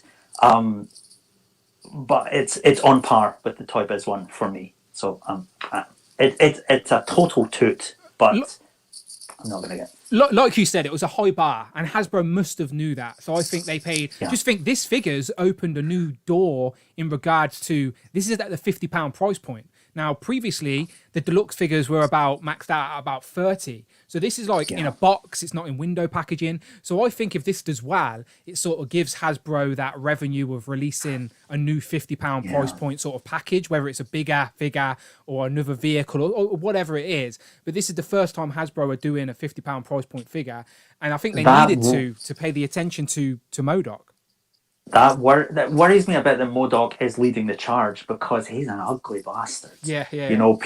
He's ugly and weird, and he's going to sit on toy shelves. I don't know if people are even going and looking at toy shelves anymore, whether that's a thing. But if that's part of the business where like kids go into an aisle and go, oh, can I get this? Kids ain't going to want this, are they? I don't know. They will. They will. Will. There's a new. I think one of the main reasons they're also cool bringing out cartoon, isn't there? Yeah, I think one of the main reasons they're bringing out Modok is as well to run off the back of the promo for the Modok TV show. He was also TV show's not for kids. It's like an adult sort of jokey thing. It's not aimed for kids. I think Modok is a villain in the cartoons on like Disney or whatever. But that and he's also in the Avengers game. Yeah, he's the bad guy in the Avengers. Yeah. So I do think he's going to be in more pop culture's minds than we'd probably assume. Because I don't play that. I haven't played the game and I don't watch the cartoons. But kids out there may know who Modok is more than they do Kang, if you know what I mean. So But as I said, the bar was high, so Hasbro knew they would have had to put a little bit more effort into this one because they knew the first thing people were going to do is compare it to the Toy Biz one. So I think, like you said, they've at least leveled it out. But until we get it in hand, I guess we won't know. But I'm very excited for this. I don't have the Build-A-Figure Modok. I did have one ages ago. It broke. I was always disappointed. But so I knew eventually. I never re-brought it because I knew eventually Hasbro would get to it. So I'm very excited for this one. I've got loads of AIM soldiers as well that I've just been lost with no commander on my shelf. So now finally I can have them standing next to someone that makes sense. But yeah, Brandon, I'm assuming you've pre-ordered this. You a fan of this? Yeah, pre-ordered it. Fan of it. Really, really excited for it. I don't think many Toy Biz figures, if any, still stand up compared to the Hasbro stuff. I don't think it fits in anymore. I used to have a shelf of the Toy Biz Avengers on my display, but it got to a point that they don't compare. It's completely different color palettes. It's completely different looks. The only Toy Biz figures I still have out are I've got 2 Sentinels and the Giant Man. Other than that, everything is boxed up and away. Even they don't really fit anymore. You know, as great as the Sentinels are. Yeah. But I feel Modok is, because he's ugly, because he's freakish and all. Yeah. You know, there's something about that figure being there that's like, you know what, that actually works. But I fully understand. You know, people are there for this, and I'm absolutely there for it as well. I love it. I think it's great. Like I said, Modok could have been maybe the last Toy Biz figure to stand up in a collection today because everything's been updated now to that sort of more modern, stylized sort of Hasbro figure. So maybe, we shall see what people think when we get it in hand. Probably sooner rather than later as well. Okay, so what's next? Okay, so next up, I want to talk about Bring On the Bad Guys, but we'll just take a pause for a minute and jump to the chat to see what the chat are saying. Because I do want to ask the chat as well. We were talking about Modok and whatnot. So just from the figures, just from the pictures that you've seen online, which do you think is going to be the best when all is said and done? Will the Toy Biz one still reign supreme, or will the new Hasbro modernized one take the title of the Ultimate Modok? I'm curious to know. Let me know, Hasbro or Toy Biz, in the comments for Modok. But yeah, so while the chat is catching up, because it's always a little bit delayed for us, I'm very excited about the Bring On the Bad Guys wave, but I don't know if you're aware of these rumours we're about to talk about, Craig, but I'm a little bit disappointed with some of the figures that may be in this wave. Have you seen some of the leaked lists? I may have. Okay. I may not have. So, I see a lot of stuff and tend to take it all with a pinch of salt, so who knows? Yeah. So do I, but this leaked list, as I said, I do feel pretty confident in it, but I'm not massively excited by it either. So I'll throw it up in a minute. But there are a few figures confirmed from this Bring On the Bad Guys wave, and I'm glad to see Hasbro doing a whole Bad Guys wave. So it seems brave of them. No Captain Americas, no Iron Mans, all bad guys. So what's the chat saying there, Brandon? A lot of Hasbros or Toy Bizes? Let's have a look.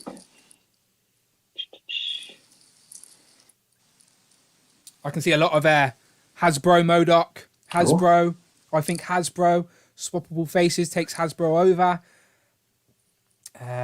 Same owner. Yeah, the only Toy Biz bath I have is Mojo and Modok. Mojo's another one. Hasbro Modok Soft 2. Mojo's another one that could come out at that £50 price point. Oh, someone gave Modok a shoot. Shoot! Oh, cool. Wow, there you go. Our first shoot of the evening. But it's Toy Biz Modok. Guaranteed. Oh, wow. Guaranteed in a few months' time when this comes out, almost all of these people will be saying they prefer the Hasbro Modok. Guaranteed. Absolutely. Mark my words. So what's it? Mark my words. And you know what? As soon as he's £20 as well, I will. You know, Yeah. £50, he can be. What's so As soon frustrating? as the Amazon sale drops in. It's so frustrating. 'Cause you know, the end of year in-demand sale will have him, or the comic and cocktail sale will have him. Black Friday. Yeah, and I'll be like, take him, please. I got him in March. He's too big for us. But yeah, so who was that? Pogo B shot his load on the Toy Biz Modok. Wow, I don't even know if that was a legal move. I thought it was you had to shoot on these new ones, but he's went back in time with that one. But yeah, it seems there's still a few Toy Bizes in there, but the majority seem to think Hasbro. To be fair. But yeah. All right. Cool. Okay, so let's talk about the bad guys then, shall we? So Craig, before we get into bring on the bad guys, a couple of your favourite Marvel bad guys. Doctor Doom, Doctor Octopus, of course, Mephisto, Spiral, Turnaround, Onslaught, Bastion, Leader, Kang, the Beetle, the Super Skrull, Baron Zemo and the Thunderbolts, Dormammu, Mysterio, Morbius, Electro, Carnage, Venom, Ultron. That's just I'm a bad guys guy. Yes, I know. That's why I'm a asked. bad guys guy. Yes. I love it. You've done a lot of customs as well to villains. I've seen you did a Kang one maybe a year or so ago. Maybe I remember you did that. Mm-hmm. Have you got Mephisto as well? I never. Oh yes, I got a Mephisto as part of that Secret Santa thing. Yeah. Because I've seen it, and I remember. I always remember. You did for that Secret Santa competition you do with is it the Fuchs forums that you do that on? The Fuchs, yeah. Yeah. I remember you did a Psycho Man, and like on his little control pad, he had the buttons, and you could actually press it, and they'd light up. I was so jealous of that. I'd literally watch you make that on the YouTubes or whatever, and I was like, "Who's that going to? Who is this lucky bastard that's getting that?" Because you know we're never going to get that much attention on the actual release, which may come in that. It might. Fantastic Four Wave. Fantastic Four Wave. Yeah, but yeah, you're going to light up. So true. But yes, I knew you were a Bad Guys fan. That's why I'm very curious to talk about this Bring on the Bad Guys wave. So Hasbro sort of paying homage, if you will, to the Bring on the Bad Guys Toy Biz wave that they did back in the day. They did a Toy Biz wave, and they promoted a lot more figures in that wave than actually came out, I believe. Yeah, the original idea for that wave is that the figure wouldn't come with a Build-A-Figure part; it would come with an army builder that was less articulated, and he a bit of articulation, but there would be a Doombot, there would be a Hand Ninja, there would be an AIM soldier, Hydra guys. The Hydra guy eventually did come out in the Brood Queen wave further down the line, but it was a whole. They were trying something else, an accessory figure, because they had success with a Build-A-Figure. They were trying accessories, didn't cost out, so they went with the Build-A-Figure, which was Onslaught at the time. Yeah. So paying homage to that classic wave. So we have got a couple of figures confirmed for this wave, but let's just first look at the graphic that I put together for the rumors. So I've got pictures of the official one, so I'll show them in a minute. But just quickly, we got Arcade, Dormammu, and Scientist Supreme. Now we know these ones are coming. We've seen pictures from Hasbro. Those three are on the table. The rumored figures in this wave. Now ignore the pictures, as I've just pulled pictures online, so it may not be this particular look for the character. But the leaked lists are saying Hydra Supreme, which we have already had in a 2-pack. So it wouldn't surprise me if Hasbro wanted to single pack him this time with a Build-A-Figure piece. The Hood, Lady Deathstrike, which I think a lot of people will be very happy with. And the rumoured lists are saying Victor Von Doom as well. Now, I know we've already had a couple of Victor Von Dooms, but they did make a new mould for it. And there is a white version of Doom out there, so maybe we could get a white Doom. But this is the rumoured list. So just looking at that, does that... Anything there that piques your interest before we look at the confirmed ones? Can I just shoot all over this wave? And Go for it. This is. Shall we give you 5 minutes? Everyone look away. Everyone look away. This is seven thick ropes just for the figures in this. This is great. Like even some of these figures are like, I don't know, the Hood, or Hydra Supreme. I know, but bad guys, come on, yes. I mean. This shelf behind me up here is a bit of a mixture of whatever, but going on down here... Let me go full screen here. One second. I'll full screen. Oh, okay. I'll step to the side. There you go. I don't have a producer, Craig. I have to do it all myself. It's ridiculous. I'm learning. There we go. Hello, everyone. Welcome to my home. So this area here is all my bad guys, and this is my favourite part of my collection. I've got my Doctor Doom and all the bad guys standing round. I just love the bad guys so much, and I just want to beef up this area so much. I don't need sort of army builder bad guys. I want evil bastards who want to take over the world. That was their original name for the wave, by the way. Evil bastards. Evil bastards. They weren't kid friendly. It didn't go wild in the market and bit meetings. So yeah, I'm really there for that. I just really love the bad guys. I just think they're a breath of fresh air from, we get waves of movie heroes and we maybe get one bad guy in it or something. But yeah, this is great. Arcade, look at how colourful. Arcade, just wow. That's, great Dormammu. The Scientist Supreme, he can go. Yeah, I'm just loving. I'm loving it. Let's go through them then. Because a couple of the ones you just mentioned are definitely coming. We know that for fact. And the first one you said was Arcade, which again, I really like this figure. I know it's just a guy in a suit with a big bow tie, but it's one of those unique, quirky characters that you didn't think you'd get in figure form. And he can fit in a few different places. And I know a few people know him through the Arcade game, but he's a Spider-Man villain as well. I think he's come against Daredevil at some point. So yeah, just a quirky, fun character you wouldn't expect Hasbro to make, but this bad guy's waves lets them go deep, a little bit deeper.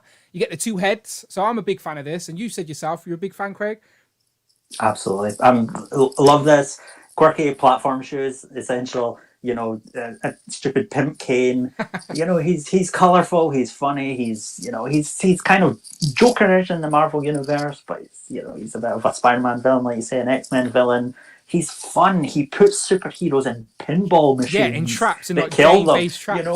He's like the original Jigsaw. Ball and he's just, it's so stupid. I love it. Mwah, mwah. Brandon, you a fan of Arcade? Skipping Arcade. He just sees a man in a white suit. Okay, but you are excited about this one, Brandon, right? Excited.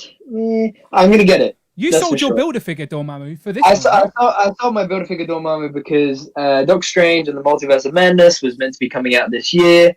Was it going to always be this year? Yeah, it was. I'm sure it was going to be this year, wasn't it? Yeah. So a year ago, I anticipated that with the new Doctor Strange wave, we'd get a new Classic Strange, we'd get a new Classic Dormammu. The Build-A-Figure was expensive at the time, so I thought, yeah, buy 60, 70, 80 pounds, whatever it was. And I knew that we'd get this guy, and here he is. So I will be getting it simply for what Craig says, is I have a section of my display somewhere over this way, which is just like the Masters of Evil kind of display, and that's where he will be going. So beefy bad guys, for sure. Yeah, yeah, I know you're too young for Arcade, but this Dormammu, I reckon, it's single packed. So I'm curious to know the size of this guy compared to the Build-A-Figure. Build-A-Figure was okay. The head looks the same, right? Yeah, it seems it, but it's all. This actually looks nicer though, to be fair. Where's my Dormammu? Yeah, and the Build-A-Figure is it's good. Don't get me wrong, but it's very clunky in ways. It is. It's not very. I've had it it's been in and out my display, even though I love bad guys and I particularly love Dormammu. Yeah. This version of him, that high contrast, the flame is so. Hopefully, it's as bright as that. When they make translucent stuff, it's kind of it dulls down. So it does look like the same face, to be fair. Now looking at it, but just with the different coloured faceplate. But yeah, just having them side by side. I'm hoping it's the same size, like. Yeah, could that fit single packed? I guess so. Yeah, I don't see what. I don't know. I don't think he's that big. He doesn't look that big. There he is next to a box. Ooh, where am I in cap there? He's pretty big. He went like. Do you know what I mean? Look at the cheeky sod. Look at me. I am a worthy Captain America, still mint in box. Did anyone see the news today? Chris Evans is maybe returning to the MCU. Here's a mint Captain America. Oh, I didn't do that. I didn't do that on purpose. Yeah. I genuinely didn't. I told you I got my rainy day. I've got my rainy day legends down here. Yeah. Okay. I think it's too big to be single packed like this, so I do think it's a new sculpted. Yeah, maybe. Mold. Yeah, I think it is a new sculpt. I can see from here, but I'm hoping it's pinless. I'm loving that pinless stuff. Is it pinless? If they can find reuse for it, I guarantee you they'll make it pinless because that's what they're going to be making their new molds. I think moving. Wait, zoom in there. I can't see. Is it pinless? This is just a graphic I stole off their live stream. So there's there's times when they do promotional shots and they put a penny here for no good reason. Yeah. So you never quite know, but we'll see. Okay, so next up, again, officially confirmed. So we know we're getting Arcade, and we know we're getting Dormammu. This next one was, again, not exactly one everyone to get excited about, but I was quite happy to add another AIM sort of guy to my ranks. And it was Scientist Supreme. So, that's right. Again, just the side sort of AIM sort of lieutenant, if you will. He's in the back of some panels. I don't think he's a big main character. If I'm wrong, someone let me know. But it's someone who can stand at the front of your AIM soldiers. Basically, Modok shouts at this guy, and then this guy shouts at the soldiers. I guess that's the chain of command. This guy made Modok, and then Modok's like better than this guy. So there's all this power struggle going back and forward, and they all try and command these guys. Oh wow! Wow. So he does have a bit of relevance then. I just thought it was like a unique character design. Dan, you need to full screen Craig right now. Oh, okay, hang on. What's going on? Oh, yeah, army building on us. One sec. Oh, wow. Okay, so let's play a guessing game, Craig. Do you know how many's in that bag? Don't say. No, I wouldn't know. Oh, anyway. damn. I was going to see if the chat could guess. Like, do you know how many beans are in this can or something like that? Okay. 84. Yeah, so basically Mark Tak, who's usually in the chat, he's usually the army building king. He has like 20 of everything. But yeah, I love AIM as well. AIM, Hydra. Did you get many Hellfire people before we skip back to bad guys? I guess he's a bad guy. Hellfire Hanks. I didn't even get one. I'm not a guy with guns. Guys with guns kind of thing, like bodyguards and goons. But these crazy every AIM guy is supposed to be a genius. They're like scientists, and we post them with their guns and whatever, but they're all supposed to be scientists. And they're all mad geniuses making things that will destroy the world over and over. And they all wear stupid costumes, the worst costumes. They're bright yellow. They're so stupid. I love it. I love the concept of it. So I'm there for this like silly slice of super 60s superhero nonsense. Yeah, this guy may come with some funky accessories as well, because I think they said that this guy will come with some fun accessories. So we shall see. But yeah, I'm a fan of that. Out of all the army builders, this is my favourite character design for an army builder. He's just, as you said, has that fun element as well. Have you seen the trailer for the new Modok sort of thing? No. Okay, so I gave up watching trailers a long time ago. Again, just out of curiosity, I just looked at the trailer because I just thought, let's hope the Hasbro Marvel Legends not made from this. But basically, the trailer is just basically Modok shouting at loads of AIM soldiers. It's like spoofy type, slapstick type funny thing. So it sort of downplays what you just said, essentially. You were like, they're all geniuses trying to create things. That show's making all the AIM soldiers out to be bum-liffing buffoons. Do you know what I mean? They are. They're all geniuses, like, technically, but that doesn't make them stand up to Captain America. They'll piss themselves as soon as he turns up, no matter how smart they are. Okay, so let's just quickly go back. So again, let me just jump back to the rumoured ones, and we'll just pick a favourite.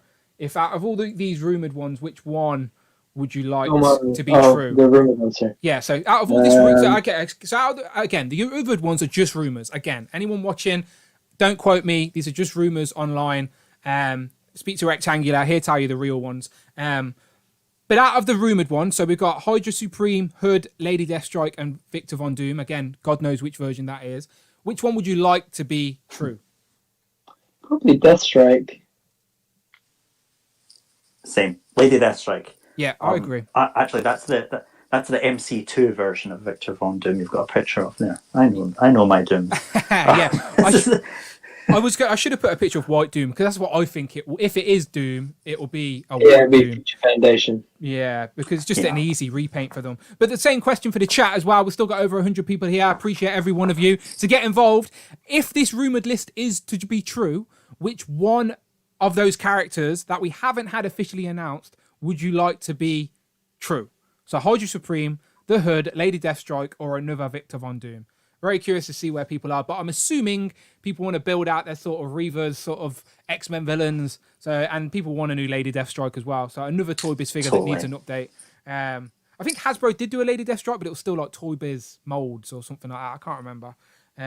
But she needs a new one. She needs a new one is my point. Yeah. Okay, so we'll give the chat a second to catch up, and let me see what other pictures I've got. Where are we moving on to? Okay, so we're moving on to a couple of others at teases, if you will, but we know they're coming. I want to mark Tat's hit with another super chat, so I'll wait for that to play. But a lot of people are saying Deathstrike. A lot of people are saying Deathstrike. I need more Doom, like Christopher Walken. Need more cowbell. The only Doom I'd pick up is Doom 1999. We've had 3 last year. Lady Deathstrike because of X-Men stuff. Lady Deathstrike, hands down, Lady Deathstrike. Deathstrike. The Toy Biz one is not great, especially in today's standards. I agree. Deathstrike, but not in this wave. Interesting. Where would you want her then? It's a bad guy's wave. She's a bad guy. They need to put a female in this bad guy wave, surely. Yeah. I think that one's true. I would prefer Madam Viper. Tac custom donated £4.99 through super chat. I would like to see a Vault Guardsman army builder in a Bring on the Bad Guys Wave 2. They were the guards of supervillain prisons. Okay, so thank you, Mark Tac Customs, with the super chat. He says, I would like to see a Vault Guardsman army builder in Bring on the Bad Guys Wave 2. They were the guards of the super villain prisons. So were they like the bad guys you'd see on the raft and stuff like that? They were the good guys on the raft, apparently, but they often ended up battling Spider-Man because, they were like, Spider-Man's here to have a word with Dr. Octopus. Get that villain, and they would always end up fighting or something. But he had a figure back in the old, I think it was the Iron Man wave, where it came with the animated TV series.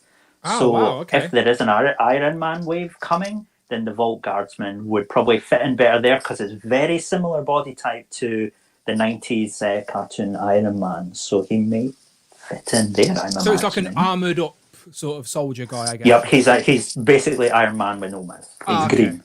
Okay, I can't picture it, mind's eye version, but I'm sure if I see a picture, I'll recognise it. But yeah, thank you, Mark Tat. As I said, Mark Tat Customs is the army building king. He has everything, and he's just moved over to start army building G.I. Joe. So, Mark, we wish you luck. Good luck with that one, because they're not easy to get this at the minute. Okay, so cosmic characters. Brandon, you're good at remembering stuff. Cosmic characters that have been teased this year. We know we're going to get Nova, you are correct, my friend. Nova has been revealed. This seems to be the Richard Rider version of Nova. He has pins! No more pins! Because I think it's reused. Don't ask me who by, but I think it's just a repaint of someone. Who's got big shoulders? I think it is too, but look, I wouldn't even mind the pins on the legs. Just get rid of those pins on the arms, man. Is it Iron Man? It could be. Anniversary Iron Man? Leg-wise? Could be. Now, what? It could be anyone. At this point, it's like this could be on anybody. Yeah, I don't think it's much newness to it, but it's an updated Richard Rider Nova. We've got the Sam Alexander version with the sort of younger, is it the New Avengers or the younger? I don't know what they're called. All new or different. All new or different. Champions.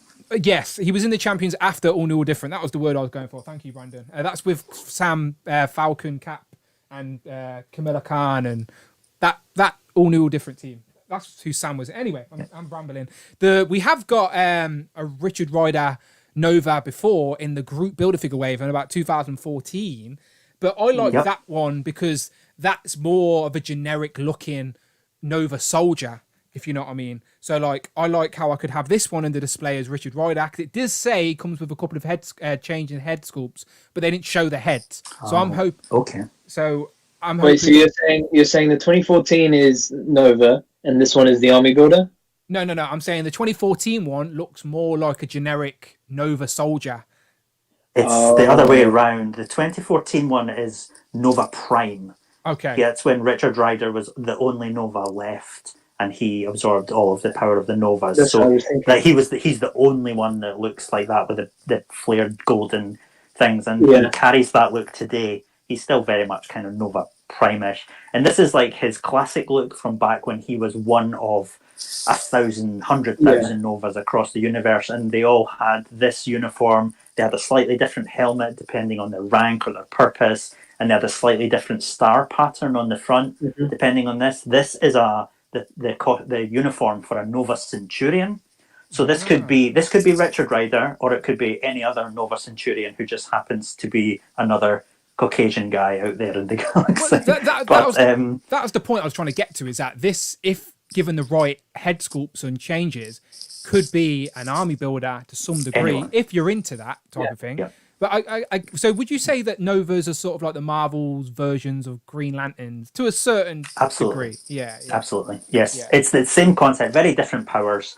You know, he's a rocket, he flies at things and smashes through them. But, you know, they're an intergalactic peacekeeping force, and they all have the same genetic powers, and they all have a sector of space they take care of, and they have a planet that's their headquarters. Yeah, it's Green Lanterns in Marvel. You know the MCU are hitting that as well soon. You know Nova's on the table, surely. I just think... I think James Gunn said he doesn't want it.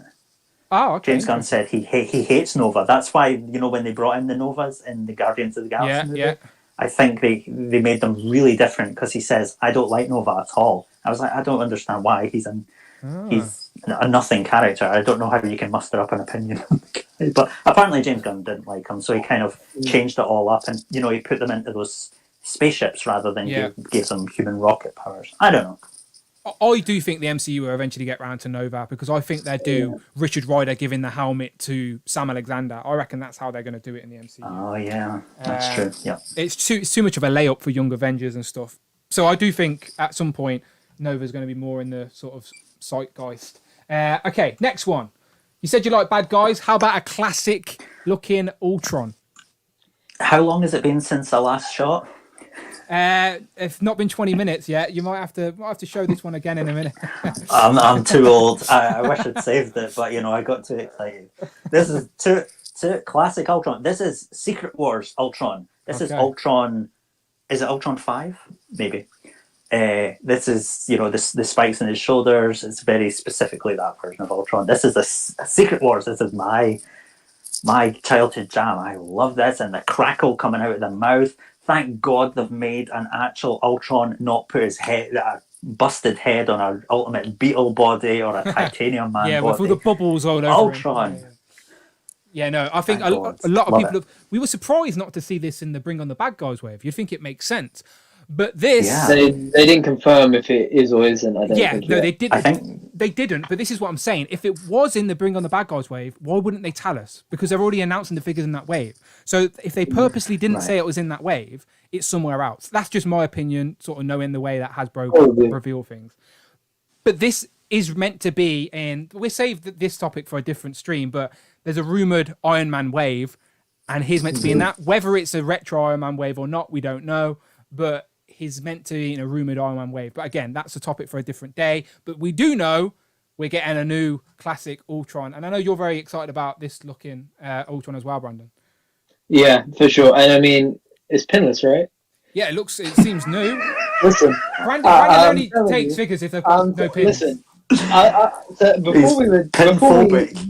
before I jumped on the stream, one of the big things I was thinking about today, I was like, how many Legends that came out last year have the ball jointed neck, right? Because some of the new Hasbro innovations, the ball jointed neck, the pinless joints, all that kind of stuff. I always have to look around and look at figures when you say and I was taking a really hard look earlier, and not a lot, basically, is the answer. I came up with Deadpool, movie Deadpool, and Doctor Doom, I think, both had the ball joint at the neck. And then obviously you got a handful that came through pinless. But if you look at like the recent Black Series Mandalorian stuff, almost all of the Mandalorian figures are pinless and ball jointed necks. And so when I'm looking at Legends now, like if you look at the 4 movie Spider-Verse figures, all pinless. I think they got, you know, some of the figures are really coming through with that new stuff, and I know they can't do it on everything, but that it's getting harder for me to look at some characters that might not have it and other characters that will have it. When you know Hasbro can do better, it's hard to go backwards. I know what you're saying. So. And also, I think having been properly in the game for like going on 7 years, 8 years this year, I know that if I'm just a little bit more patient in X amount of time, those figures will come. That is The almost, MCU isn't. that's The just MCU isn't slowing down. that's just a game, though, isn't it? Like, at some point, someone's room was full of figures just like this, but they were all Toy Biz figures. Do you know, like, that's what Craig's saying. Bastard here. Yeah. This one. Yeah. I had them all in these cases, Dettol's packed. Like, I couldn't pose them because they were all fucking straight up and down. They were all crammed in there. And Hasbro ones started coming in as well. And it became, you know, and they haven't replaced a lot of the ones that I had. So you can't always rely on them remaking it and making it better. Sometimes they make it worse. But, you know, so for example, because of that news that broke earlier, I picked up the Worthy Cat for the first time in months today, and I'm playing with it, and then I thought to myself, like, posing it and stuff, and I thought, wait, hold on, there's no butterfly joint, there's no ball joint at the neck, like, and I love, this is probably my favorite MCU figure, right, from Marvel Legends, because I just love this character, I love this with a costume, custom shield. Hasbro didn't give us that shield. Oh, yeah, no, that was me just... That's not a bad go, that's not a bad go. Yeah, it's not great. I messed up somewhere in the middle. But anyway, the point being is that So I think as soon as I see like the pinless Ultron, or I think Thanos is pinless as well, it is just like, yes, give me that new good stuff. Like I'm trying now to really get the good stuff, not just get everything. You know, because then I feel like and Craig, you made that point I think on the stream last week that we always get so excited about the next thing, but when you actually get less, you really appreciate the stuff you do get more. Yeah, you said so that's why I get so hyped with. Would you say 2020 you brought less Legends than ever, Craig? Absolutely did. You know, there were I can't even really remember. I mean, I still bought a fair few. It's not like I'm tapping out or anything, but I'm really picking the ones I want, like the War Machines. It's not a figure. If he came out in a wave, I'd probably skip it, but they give him the exclusive treatment. I'm like, oh, that's a really, really nice figure. Yeah. That's really nice effort in there. I'll get that and I'll enjoy it. And, if he was one of the 10 figures I got, I would open him, I would put him there, I go on to the next one. Yeah. But I'm not doing that. I'm opening it. This is my focus for whether it's an hour, whether it's for a day. When you get a whole bunch of them, you don't really give them all enough notice. I just need to spread them out. I don't have enough attention span to go around them all.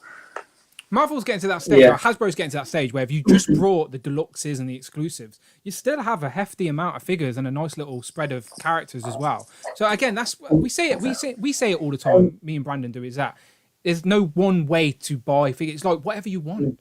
You don't have to buy everything. And that's the thing. I have to say that Legends is still my number one favorite line I collect of any line of any company, and it is also still my favorite. It's the one that I think is the best. Mm-hmm. Same. Of any. But they're just when you look at other lines in other ways, you start to see like that, like the Mandalorian stuff. You just think, like I was thinking today about Disney Plus stuff that could be coming this year, and I thought to myself, if we get Falcon and Winter Soldier, what are the odds we just get those same bodies that we got all the way dating back to the Civil War stuff 5 years ago now? Yeah, with new cardboard.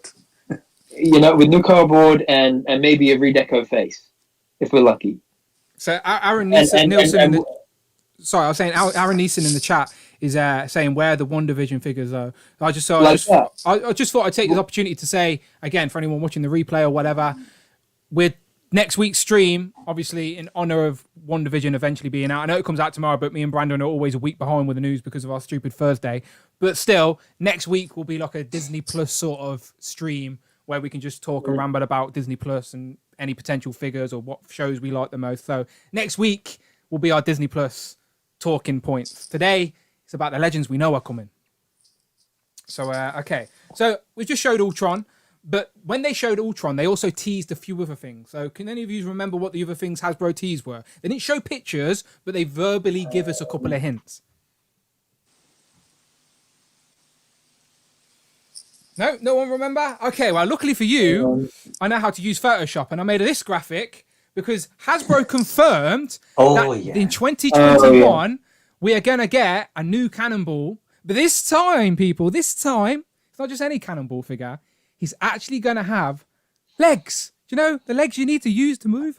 Legs. So my prediction, this is just my prediction, ignore the picture, it's just me guessing. I think the best way for them to re-release this figure so soon would be on a retro X-Force sort of wave. They could give us maybe 5 figures in a retro X-Force wave, and that's a nice way to give us... That's just my guess. No rumours or speculation, that's just my guess. So that's my guess, people. I reckon a retro X-Force line, maybe, and that's where we'd see Cannonball with legs. What are your thoughts? My thinking is that this will be one of those Marvel Monday repaint figures. Just like a single packed exclusive type. I reckon so, yeah. Yeah, it could be. You're not wrong. Whether it's retro or regular, I think that's the most likely route they'll go for it, and it'll be fan channel or something like that.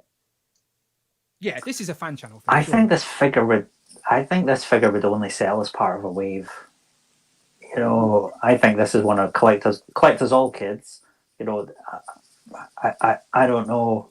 I mean, it depends what they do with it, but I hadn't really thought about the retro angle that you've got there. I think that's a really great idea, and they do need another retro X-Men wave. Those things are really, really popular, at least the Rogue and Gambit were. Rogue especially, of course. But yeah, I didn't really think about the retro angle. I think that's a really good one. But yeah, whether it's a wave or whether it's a single thing like the Doctor Doom one, who knows? I don't think the character is quite Doctor Doom weight, or, you know, even one of the Walmart exclusives. Not Walmart, Walgreens exclusives. I don't know if he has quite that weight. Well, just think that those they could do a fan channel exclusive, which means they only sell to the online retailers, which can sell these things easy. So there's no pressure there. So I reckon Brandon's not far off with it could be a fan channel, but like you said, I think it will be. Again, just my speculation. People don't listen to me, but I reckon a retro way is the way to go. They've given us a couple of different styles of the X-Men card. We got the purple one with Silver Samurai. We know we're going to get more villains. Maybe a Magneto. I think I've seen it on some list somewhere. I know another Magneto. God knows, but still, this nostalgia card. Like I've brought. Let me switch back for a sec. I've brought these display cases, protective cases, and like these are just like pictures on your wall. These are just really good ways. I think that's the real value of those figures is when they're in box, you know, because that's the nostalgia factor. Yes. I really, really like it. And it's interesting, though, that I think it was Rob Pollock that actually pointed out to me that them putting them on these cards, it's a little bit of a sham, because these aren't like the Mysterio figure on the Spider-Man card, and even that retro Spider-Man, none of those are the versions of the characters you got on those cards at that time. They're not the animated. Nope. The card is the animated thing, but they're all the comic versions. They're in there, so it's like cartoons from the 90s. That is my in point for Marvel, the 90s cartoons. Before I read a comic, I'm sure maybe I did read a comic when I was younger, but what I remember engaging me is Spider-Man and X-Men on Fox Kids. So I remember Live and Kicking. I talk about Live and Kicking all the time to Brandon, and Brandon never knows what I'm talking about. But I'm glad someone is here that knows what I'm talking about. So you remember Live and Kicking? I know Going Live. Okay. I remember Andy Peters, Andy Peters and Zoe Ball on Live and Kicking, and that's where they used to play the Rugrats, and then X-Men. The X-Men animated show was on there, and that's what I remember. And then Fox Kids I'd eventually get Sky, and I could have Fox Kids, and I'd watch all that stuff. It was around my nan's house. I didn't have it. I had to always go around my nan's house. But yeah, that's what I remember. Anyway, so I remember at the time though, I had those toys, but the toys were never 100% accurate to the cartoon either. It was just the packaging. No, that's true. It was just the packaging was very cartoon friendly, but the toys didn't exactly match the figures either. So these figures, yes, they're not 100% accurate, like Rob said. He's not wrong, but the original ones weren't either.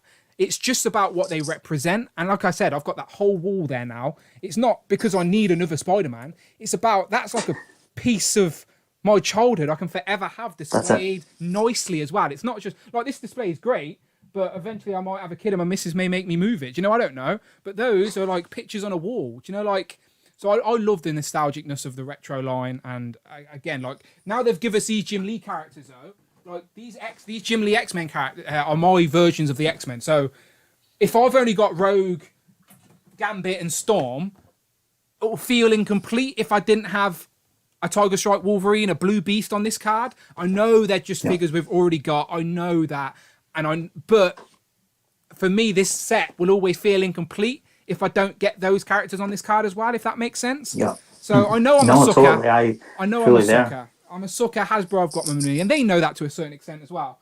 But again, that's what I love about it, and they've just hit me in the nostalgia point. But yes, okay. So that was the first. The first tease. Do you remember what the second tease was? Any of yous? They gave another verbal tease. Thank you very much for the subscription, whoever that was. I heard the power in my ears. Thank you. Do you remember the tease? I do not. It's not an exciting one. It's not an exciting one. but no, I'd like to say I do, but I don't. Okay, one sec. It is. So Hasbro officially confirmed, drum roll, people. This is such an exciting tease. Next year, well, this year, 2021, we're going to get a figure with a tail. I'm not even lying. That's what they said. Okay, so these are my... I really hope it's Tigra. Okay, so again, these graphics I just made on Photoshop before I went live. Do not take them as concrete. No rumors. No one's told me anything. I'm not in Dan Young's DMs going, tell me what's coming out. I am in his DMs asking him what's coming out, but he ignores me.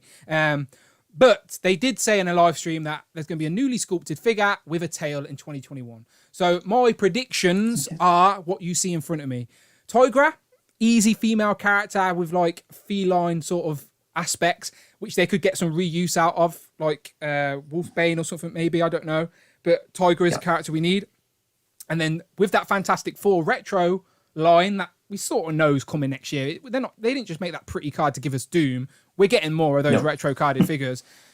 And Dragon Man is another one of those old school builder figure. Well, he's not even a builder figure, is he? He's single packed with the old school classic Fantastic Four. Yeah. So again, anyway, it's the perfect opportunity to give us Dragon Man on that retro card. And he has a tail, and they'd probably need to make a new sculpt for him as well. So they're my predictions. Do you like those predictions? And do you have any further predictions? Brandon first. For newly sculpted with the figure with the tail. Well, do you like those predictions from me, or do you have your own suggestions? So, Brandon, figure with a tail. Yeah, for that, no, I would stick with those two. I think those are the most likely to, mainly because Tigra is like everybody wants Tigra. You know, I think she is up there in like top 10 most wanted female figures, at least for Avengers as well. And Dragon Man, I think is possible because A, the high aftermarket value, and B, how well it fits in the Fantastic Four carded stuff like you mentioned. Rich M donated £5 through Super Chat. ETs with a T grey. Must have. So the Friday read that properly. She said, "You tease with a T grey, whatever a T grey is." So Rich M, displayed once, the former articulated heroine, says, "You tease with a Tigra, must have." So yes, he definitely needs a new Tiger on his display. But as I said, I think there's reuse. If they're going to make a new mold, they usually make it with thinking, what more than one character can we get from this mold? So I think Tigra, I think Wolfsbane, I think Feral. Do you know, like, I do think that's a option. That's a possibility.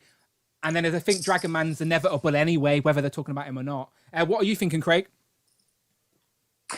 Yeah, I mean, when I'm talking about Modok being a high bar Dragon Man, that's a high bar, but it's a high bar that not many people have seen. So go for it. Tigra, sure, they botched the figure. They made it last time. They need to make a formal apology. To be honest, if this is what that is, great. They did their best at the time, of course, but they admitted that they weren't quite there. Tigra, sure, sounds plausible. Like you say, Feral, Wolfsbane, Hepzibah, the Starjammer character, which I think they have mentioned before. I don't know if it was Ryan that mentioned Hepzibah. She was like, she's a Catwoman from space. Super chat from Nathan. Thank you very much. Donated £5 through Super Chat. Much appreciated. Adding to the childhood thing, the Toy Biz. Raimi Spidey figs were my bread and butter. Being able to nab one last night was so Thank you very much, Nathan. The super chat says, added to the childhood thing, the Toy Biz Sam Raimi figs were my bread and butter. Being able to nab one last night was so nostalgic. Well, congrats, Nathan, because if Sam Raimi's Spider-Man or is going to be in the Spider-Verse I forgot his name. And Tobey Maguire. If Tobey Maguire is going to be in the spot, then I guess those figures may get a little bit itchy again for some collectors. So you're nabbing them at the right time. So, and it's always good to get a figure from your past. I'm always reaching back for figures. Like, I have this on my wall right next to me. Oops, I dropped my camera then. And that's who wants one of them. Charm. But again, who wants one of them now? I did, because it's nostalgic to me. So I completely get it, Nathan. And I've just dropped my mic on me. So one sec. I'll just pull the cable off. Okay, he's still here. Last week, what would people be nostalgic for in the next 10 years or whatever? I think nostalgia for the early Marvel movies is coming round. So I think these sort of Sam Raimi Spider-Man things are, people might, same way people are like, Michael Keaton is my Batman. People might come out and be like, Tobey Maguire was my Spider-Man when I was a kid. So I don't know, that might come out. But on the subject of characters with tails, what do you think about I can't hear you. animated Spider-Man? Oh, Dan's gone deaf. Okay, say something for me. Hello. There you go. Hi. Sorry. Yeah, that was my How fault. are you? When I pulled that off the wall, I knocked everything over. You're fine. Everyone else heard you. I just couldn't hear you. That's all. Beautiful. Okay. So what did you just say? Repeat everything you just said exactly. Just everything. I'll leave the Tobey Maguire stuff out the window. The characters with tail, what do you think about an animated Spider-Man lizard? Oh yeah, I'd take that. They have, I think Lizard's one of those figures, one of those characters that a lot of people have asked the Marvel team directly for again.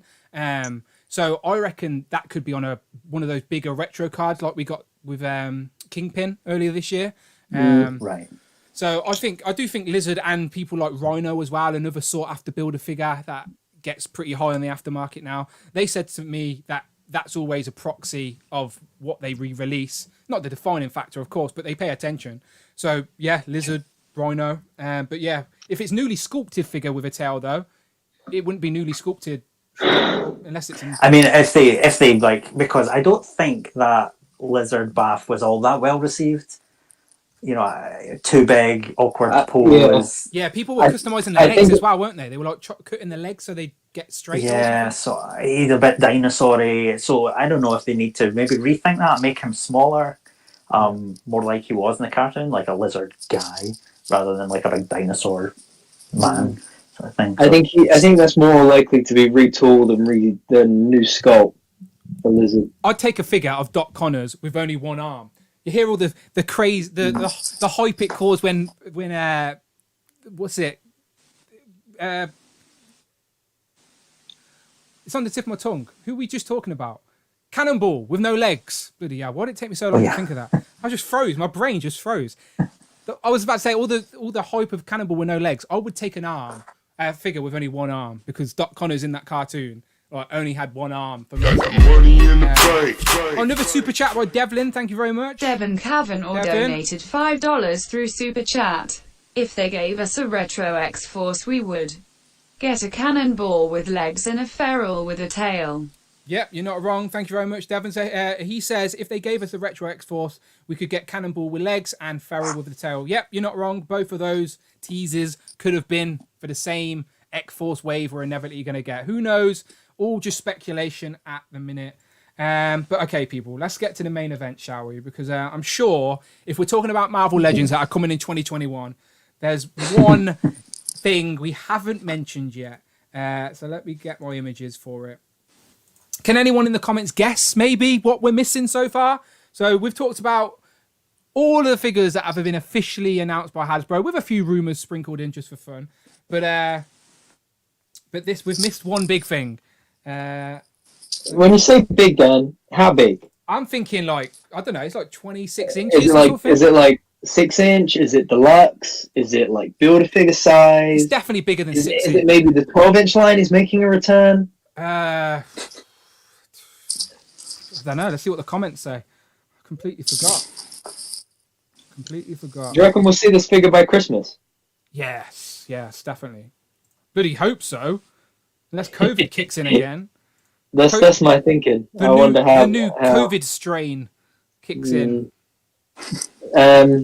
Craig, did you get one or two of these? What are you talking about, Brandon? We've not even announced anything yet. Let's see what the chat say.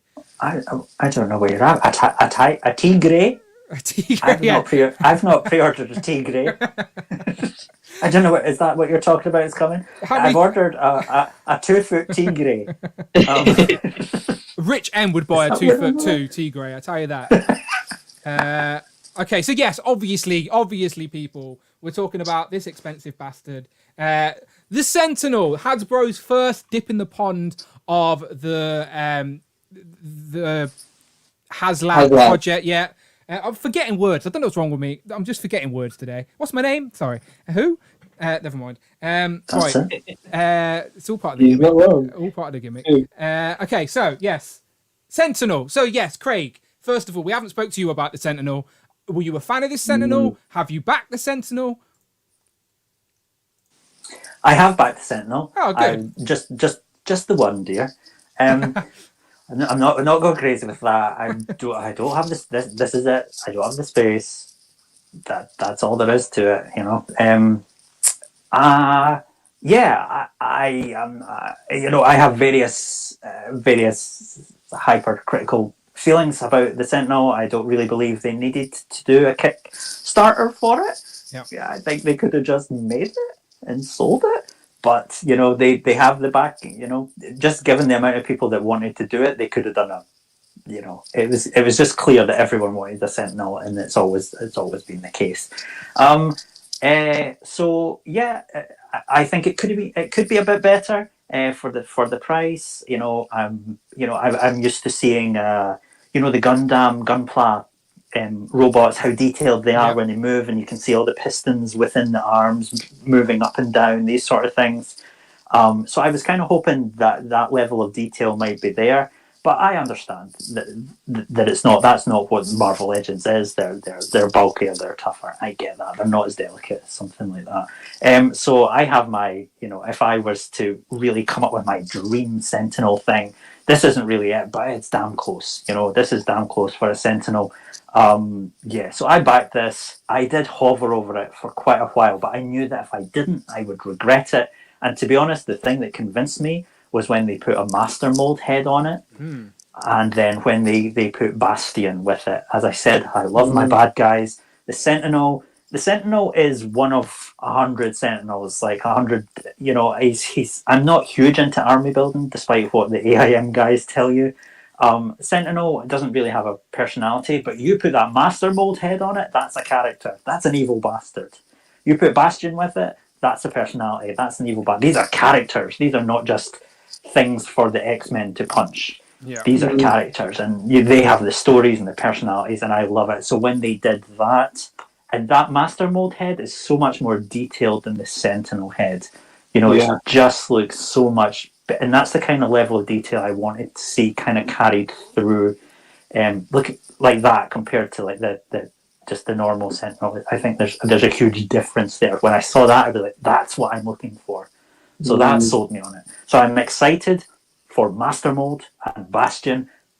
For the Sentinel, sure, but Master Mold, Bastion, Prime Sentinels, great. Let's just cross our fingers, lads, that Zavi pulls through first, because oh God help us, I forgot about that. I know, this is what I'm saying. This is what I'm saying. Like, Zavi's first to go at it. I feel like we're going to be like months behind everyone else. I think the Americans will start getting on, and ours will be lost on a Davi.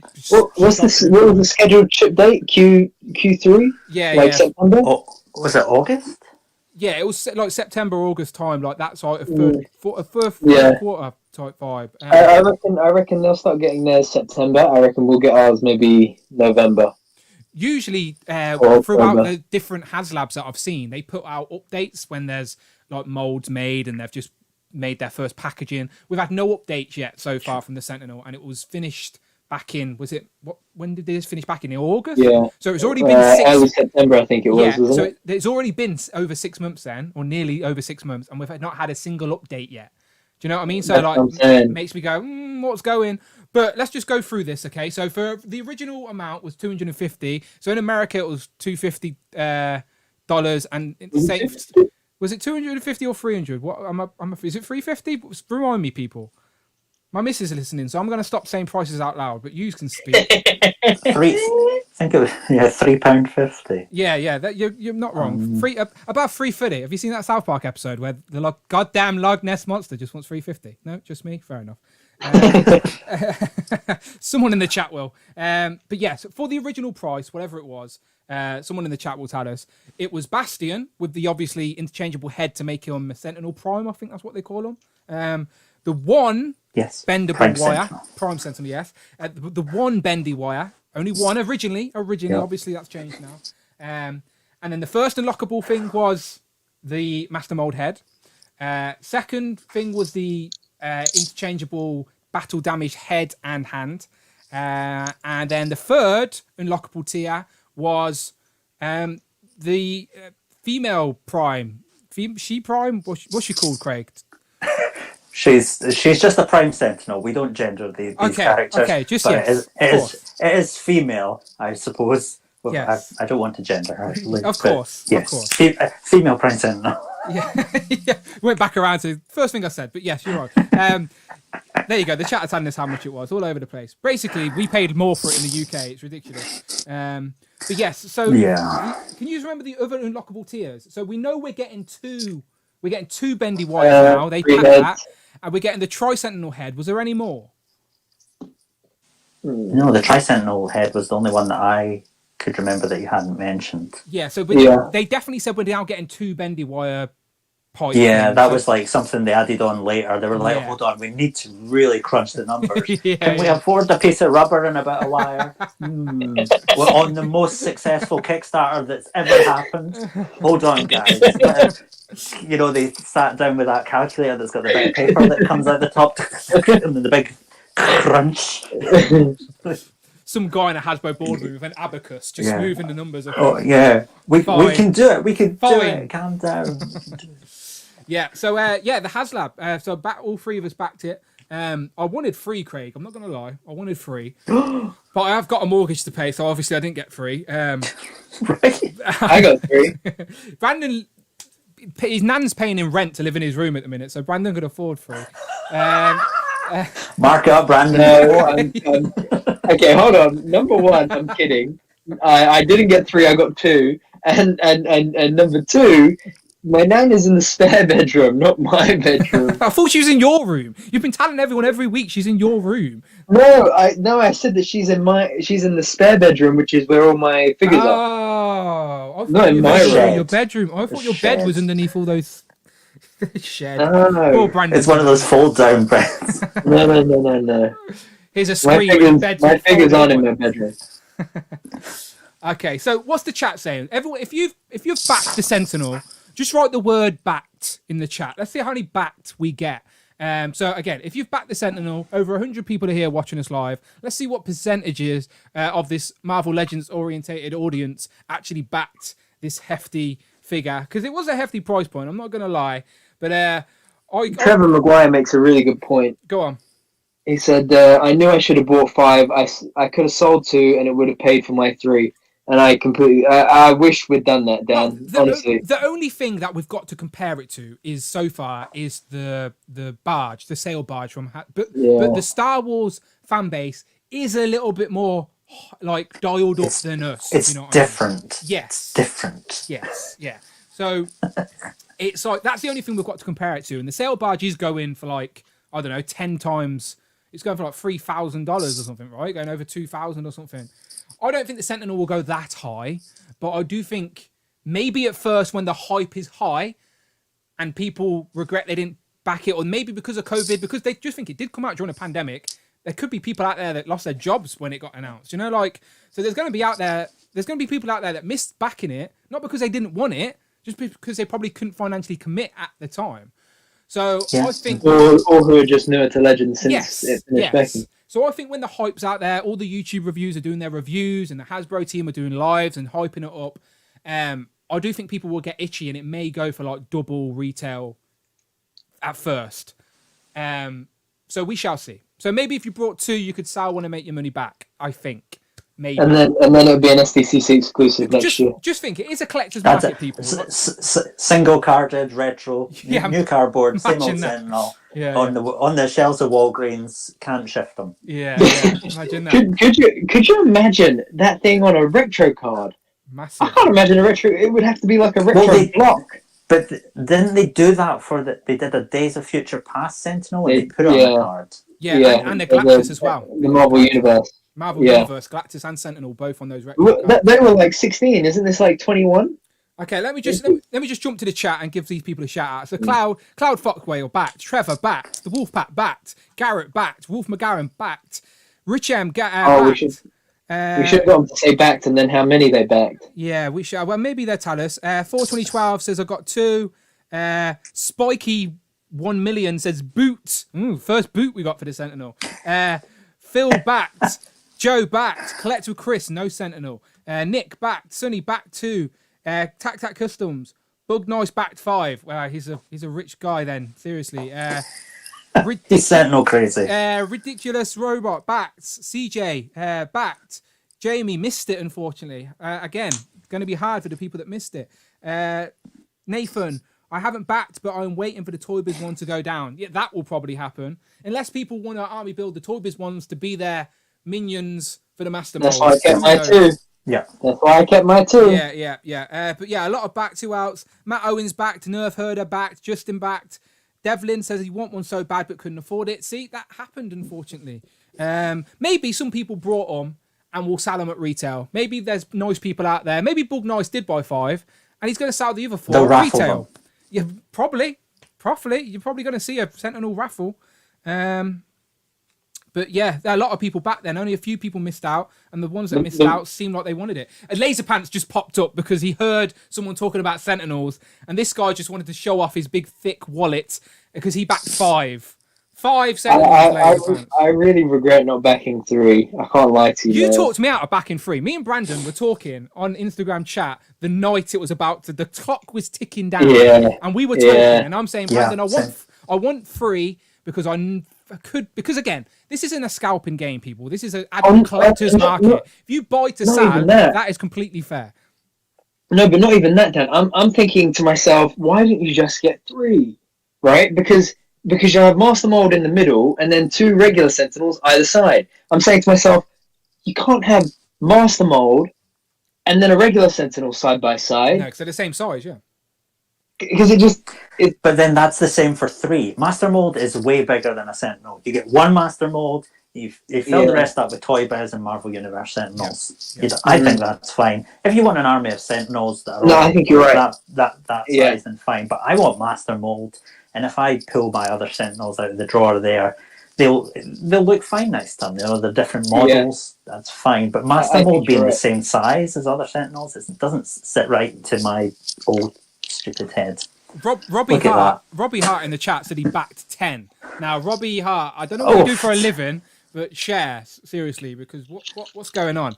Give us a super chat, Robbie Hart. Bloody hell, with your 10 Sentinels. What's going on? How big's your house, Robbie? Yeah. Well, Where are you putting them? Another comment by Rush McGowan. Now, Rush McGowan, a.k.a. Dan McGowan, he jumped on our live stream with us at the end of last year and he showed off his display. He has an epic Marvel Legends display. So 5 Sentinels for him makes sense because he's got a whole room dedicated to Legends and I'm sure he could spread those guys out. But yeah, I got 2. I wanted 3, but Brandon talked me out of it and now I'm annoyed at Brandon. I might just kick him off this stream. Which reminded me. Blocked. But the other side of it is, though, Dan, if I remember the pros and cons that we were talking about then, because we need to re-brainwash ourselves that 2 was a better idea than 3, because otherwise we're just going to sulk about it for the rest of the day. I've only just paid them off. It's ridiculous. Yeah, my thinking is that we wouldn't have had the space for 3. I think in my head as well, I had the idea that if I did 2, I would put 1 at either end of a display and then have the X-Men in the middle is the other thing, I think, with 2. And I just wouldn't display the Master Mold head. I would just have it as those 2 heads. You'd have to kick your nan out your spare room if you got more than 2 Sentinels, Brandon, all right? There'd be no room for your poor nan. What were you saying, Craig? What were you about to say? Oh, I was about to say that to me, 1 makes sense. To me, 3 or more makes sense. To me, 2 is the exact number that makes no sense. So, I'm sorry, guys. I can't help you on feeling better. 2 is... See, Brandon, this is all your fault. I why? could have had 3 Sentinels ready. I'm only kidding, because as I said Robbie? earlier... Robbie, sell me a Sentinel. He's got 10. At retail, not anymore. As I said earlier, 2 is the perfect number to sell that this is not a unique character. This is an army of things. 2 is all you need to sell an army builder. Yeah, my thinking is the way I will eventually do it if I open both of them is 1 Sentinel at each end, and then the Master Mold head will be like in the middle, like just as a head. Colossus just right? holding the head. Like Colossus holding it, or Wolverine. Like, do you guys remember there was a Toy Biz figure? I think it was back when they made like the bases, the X-Men cartoon things, and they were like it was Power Slammers or something. It was a Master Mold and it had spider legs. Master Mold head with spider legs coming out the side. Yeah. You hit the top and it spit discs out its mouth. Yeah. Just put it, get an Imperial probe droid and put Master Mold's head on it. There you go. Magic done. But you could use, as like you said, if you're building some sort of display. In my head, right, I'm thinking in my garage one day I'm going to build like a 1/12 city diorama, and then these two Sentinels could be destroying the city. Yes, that was what I'm thinking. That was my dream. It's never going to happen because. Who knows? But still, that was my dream. Like, that would be a sick display. There's 2 Sentinels back to back fighting the X-Men. One of them can have the pipes on, the other one could have a broken hand and holding Wolverine. I don't know. I just think they'll make for an epic display, and I had to get more than one. If this is genuinely going to be our only chance to get it, had to get more than one. And I got to be honest with you, I don't think this is going to be our only chance to get it.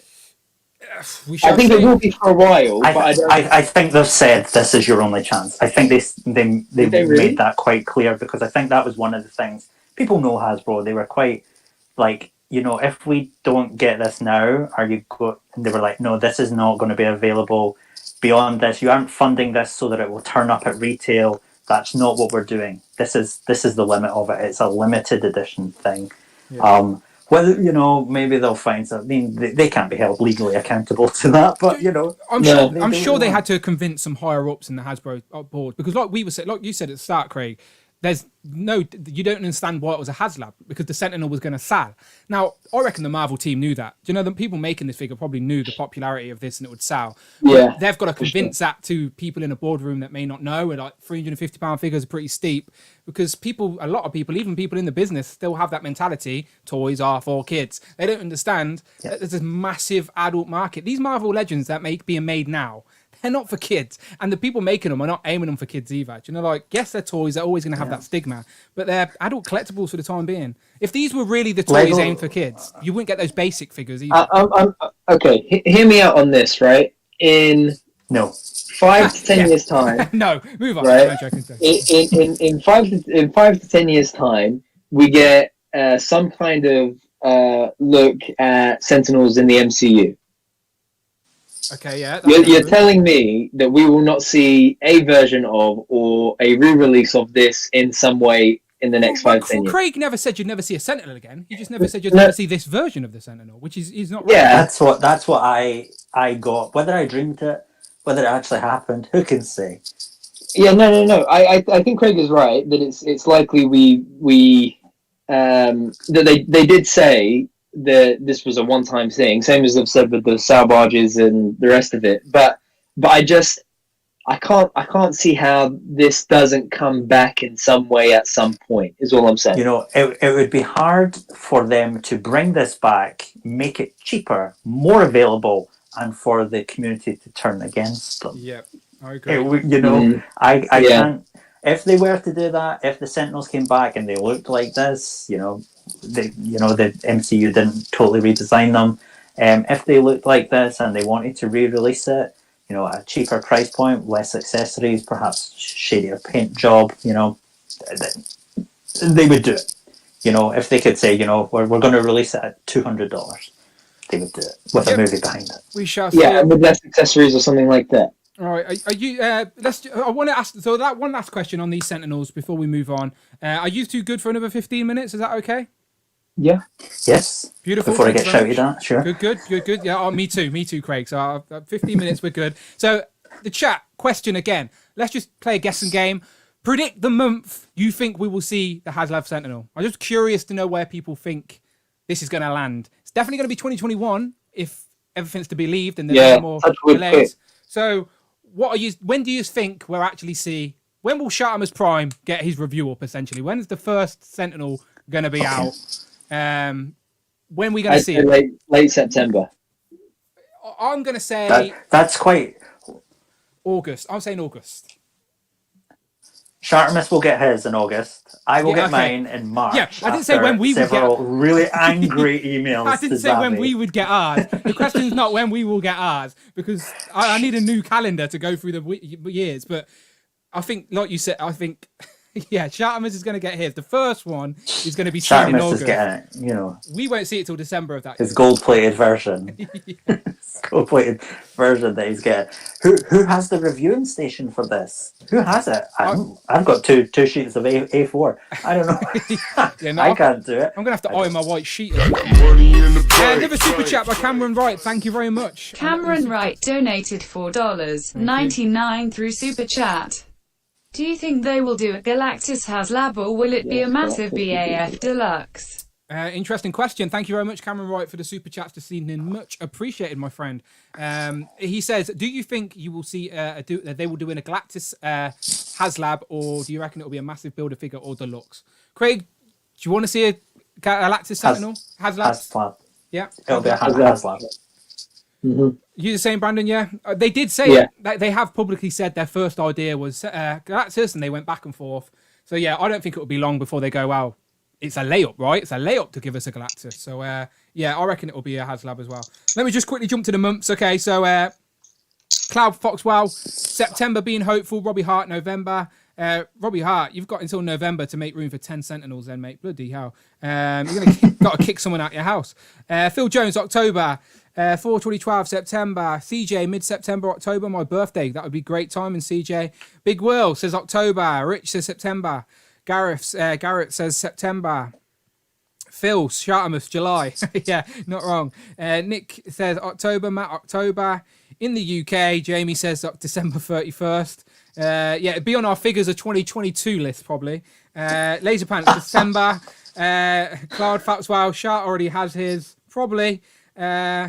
You know, it's people like MCU Collector and Eve Rivera. They're the ones you got to be careful for. They find everything first.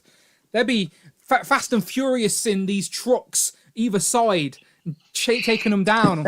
But yeah, so everyone seems to think at least after September seems to be the general census. Tac Custom says January 2022. I don't even want to laugh because we're in the UK and we've got to rely on Zavi. So honestly, it's a really serious fear that Zavi will mess this. When I heard that they were like, Hasbro had basically walked in and kicked me square in the balls by signing up with Zavi. They could make botched Tigers till the end of time and I won't get upset. But signing up was I wrote like an email to and I said to Kapow, I was like, look guys, I so wish you had got this. This is your thing. You should have got this. An independent little retailer who have been supporting us for years, and the Marvel Legends community belongs to these guys. It doesn't belong to Zavi, who can't deliver any fucking pre-orders that you've ever made with them. I've still got pre-orders, and they email me every other month. Oh, we're trying to locate some back. We've finally found some stock of the G.I. Joe Cobra Troopers. I'm like, where? Where have you found secret crate of them somewhere, Zavi? We're importing them now. You'll get it in another couple of months. Give me my money back. So I'm so terrified by Zavi. I just don't have confidence in them, and it just worries me so much. You're not wrong. I'm at the best, it's going to be delayed for us. At the worst, I don't want to think. It's no secret. People always ask me and Brandon where we get our Legends from, and we never shy away. If there were not stores in the UK like In-Demand Toys, Kapow Toys, Comic and Cocktails, Star Action Figures, I wouldn't have this collection behind me. Trust me. Then I like you was holding out hope one of those guys would get it, but Zavi came in with the exclusive, so none of them are even allowed to have it and sell it. And like you said, Zavi's so unreliable. And I got leaked that Zavi were going to get it before it was announced, and I was like hoping it weren't true. I was like, please not be true. And then when it was officially announced, I was like, yes, I was happy that we still had the opportunity to get it, but I just don't trust Davi. So if Davi can at least just do this one thing for us, it's European, because it's not just UK, it's European exclusive with Xavi. Yeah. Then Europe's relying on you, Xavi. We shall see. We shall see. Okay, so there are all the legends that have been confirmed for 2021. But as I said, we're going to stick around for another 10 minutes unless one of us gets shouted at. But we seem to be okay for now. So yeah, stick around for another 10 minutes. So we've got Craig with us. Craig's a great special guest to have today. It's been a pleasure having you, Craig. Hi. Yeah, So absolutely. if anyone has any questions for Craig, now is your opportunity to ask them. We're going to be looking at the chat for the next 10 minutes. So questions, or tell us your favourites of all the things we've been talked about. Anything, any guesses, any predictions for the new year? I keep saying new year like we're not in it. We're in it. We're in 2021. So yeah, questions, comments, feedback. Now's your time, people. I know the chat's like a few minutes delayed, so we'll ramble for a minute to let you catch up. But yeah, get your questions in now. Me and Brandon will try and catch them. Of course, super chats are appreciated if you really want to get our attention. But other than that, we're going to be looking at the chat now for the next 10 minutes. But yeah, Craig, honestly, been a pleasure having you here for talking toys. Honestly, really great. Thank you very much. I really enjoyed being here. I love getting invited onto these things. Make me feel like a rock star instead You of are a rock star. You are a rock star. a disappointing middle-aged fat man. But yeah, I love being here. I am aware that I'm quite critical of some Marvel Legends stuff. I'm an old man. You'll have to. But that's not a bad thing. My apologies. You don't have to apologize. I do. No, I do, because people love these things, and some people can take it very personally when I come at them. I'm very happy to do it on my own thing. That's their problem, not yours. Do you know what I mean? We're living in that world now. Everyone's so sensitive, and everyone's like, "Oh, that offends me." Well, if it offends you, why are you here? Off you go. Do you know what I mean? I'm happy to apologise and be the bigger man, because I'm always the bigger man. Okay. Anyway, what are they asking? Let's get to these questions then, shall we? We've got young Brandon here. All right? Okay, so questions. First question, important, on topic. What beard oil do you use? I use a few, and I can't really remember any of. They're just I don't know. I picked beard oil is actually for the skin underneath. It should be like a beard balm or a beard butter that you use for your beard itself. Brandon, what beard oil are you using at the minute? Cocoa butter. Cocoa, beautiful. And your nan, what does she use? Your nan's got a beard. You didn't tell us that. Oh, nan, it was a secret. Can your nan be a guest on the show next week, Brandon? Please, can you get please?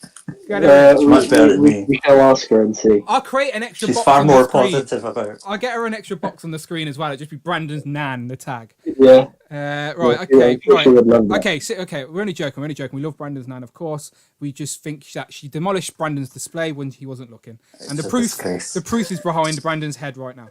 Okay. Question. Norman Osborn. Any actual questions, Brandon, that you can spot right now? Oh, Cameron Wright, who's been super chatting all day, so I'll answer his questions. Much appreciated. He says, Craig, what was your first legend? Can you remember your first Marvel legend? My first Marvel legend was the Series 1 Iron Man. The very first, then, basically. The very first. You know, I've been there from the start, and I've been there from before it was Spider-Man Classics, and they made the Marvel Legends was the toy line that as sort of older collectors asked for throughout the Toy Biz era when they were making the X-Men animated figures and that. We were like, can you just make the definitive version of classic characters, please? And then Marvel Legends, bam. And that was my dream toy line. The rest is history, Craig, as they say. Okay, so what else we got? Matt Tack says, Craig, would you like an 80s Secret Wars retro line of legends? So would you like the sort of retro, the old school metal figures with the blue packaging, that type of retro line? You know, that's I haven't thought of that, but yeah, I would like that. I would love to be able, you know, the same way they're building up whatever Dawn of X, they're building up the 90s X-Men cartoon wave. If they just made those, you know, the cover of the first Secret Wars issue with all the heroes coming out, those versions, and I'm pretty much trying to do that with what my figure display is. Anyway, it's just like those iconic versions. So yeah, I would love that. I love your display as well, by the way, Craig. I love that you've got your customs mixed in thank you. with the legends as well. It's beautiful. It's beautiful. I always get jealous when I see such good figures. The other thing That's is, the point. I'm always jealous of people that have like they have a display and it's concentrated and it's focused and it's like everything in one and it's just perfect. Because I walk into here sometimes and I'm like, what have I done? It's just everything everywhere. I take a very I've not watched her TV show, but I believe it's Marie Kondo who says if you look at something and it doesn't spark joy, then you get rid of it. I take that approach, but I just put it in a drawer. If I watch that show, my missus would make me get rid of everything. I'd have to explain to her why every single thing gives me joy, and I would as well. I'd fucking do it. So my problem was I always put loads of figures up on my shelves because I know this character was in this team with this character who connects. The Marvel Universe is a web and you can't pull out any threads. Yeah. So I used to have everything and I was like, Craig, just put the characters you actually like. That when you look at them, it's that version that makes you smile, that brings a warm feeling. So I've tried to focus it as much as possible into that. It's not like every figure ever. Night Thrasher. Sorry, man, you're not on the shelf, but I love the figure. Yeah, and because so this time last year I did a really big like culling of my collection where it was like all of those extra like I got rid of so many Iron Man armors, a load of spare Captain Americas, and not just that, but a lot of other like even well sought after figures like that I just thought are either going to get re-released and done better soon, or I don't care enough to keep them, or they're worth more like financially than to me sentimentally. That's it. But I'm still now at a point though when I come in here and I'm like, there is just still like loads. Like there is still a couple of Captain Americas. There's still a couple of Visions, for example. But then I look at yours and it's just like you've just said, these are my mind's eye versions of these characters. These are my favorites. They're staying. The rest is going. But like, is like the rest that you would have had before? Did you like sell them and they're gone? No, I can't handle the stress of interacting with people on eBay. I did actually before Christmas. I got rid of a ton of my MCU figures. I just put them up on eBay, and I was like, just whatever, £60 for whatever 20. I don't just fucking I can't because they're just sitting in boxes. I don't want them. So I got rid of a bunch, but I really can't be bothered with the packing it up and going to the post office. Buying it is so much easier than getting rid of it. Ultimately. Yeah. When I get loads of stuff on eBay, I always go to the post office, join an annoying queue, pay, and then as soon as I get home, I get a ping saying I've sold another one. I'm like, I've just been to the bloody post office. Pain in the ass. I just can't. Pain in the ass. But I hope you weren't taking a dig at my display, Brandon, right? Because there's Spider-Man and Spider-Man Universe. There's the X-Men. There's organisation to this, right? It's not just flashy lights. That's a gimmick. No. I was just. Yeah, I'm onto you, Brandon. No, genuinely, I was just picking Craig's brain because See, I can say it, Brandon. You cannot. Look, this is a really good point to make, right? When I have when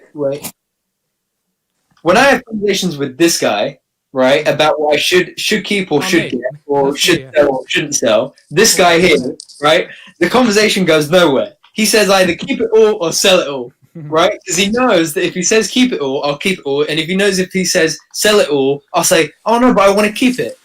Right? So we are the worst influences on each other, me and him. Whereas talking to you have sense and logic and reason. And it's much easier to make. You're basically saying I don't have sense, logic, and reason. Is that what you've just concluded in your sentence right there? This is because I am in control of this stream. What's going on? Because you and me have too much of a blind love for this stuff. Oh. Hello, Craig. How you doing? Ben. Welcome to the show. This show's all about rhyme, logic, and reason, or whatever he just said. So obviously, there's two. So why are you on it? Oh, come on now! For God's sake, fine. I can press other buttons, you know. Bye, everyone. Fine. There you go. Didn't need any of them. They're just voices in my head now, making me go crazy. No, I'm only joking. I love them both, really. No, okay, cool. Any questions either of you see real quick, or otherwise we'll get out of here and wrap up for this evening. Someone's asking for a twerk contest. I'm definitely not here for not. that. Definitely not. I need the toilet too much. I can't. Dear. I can't hold it any Dear. longer. It could be a disaster. Oh dear.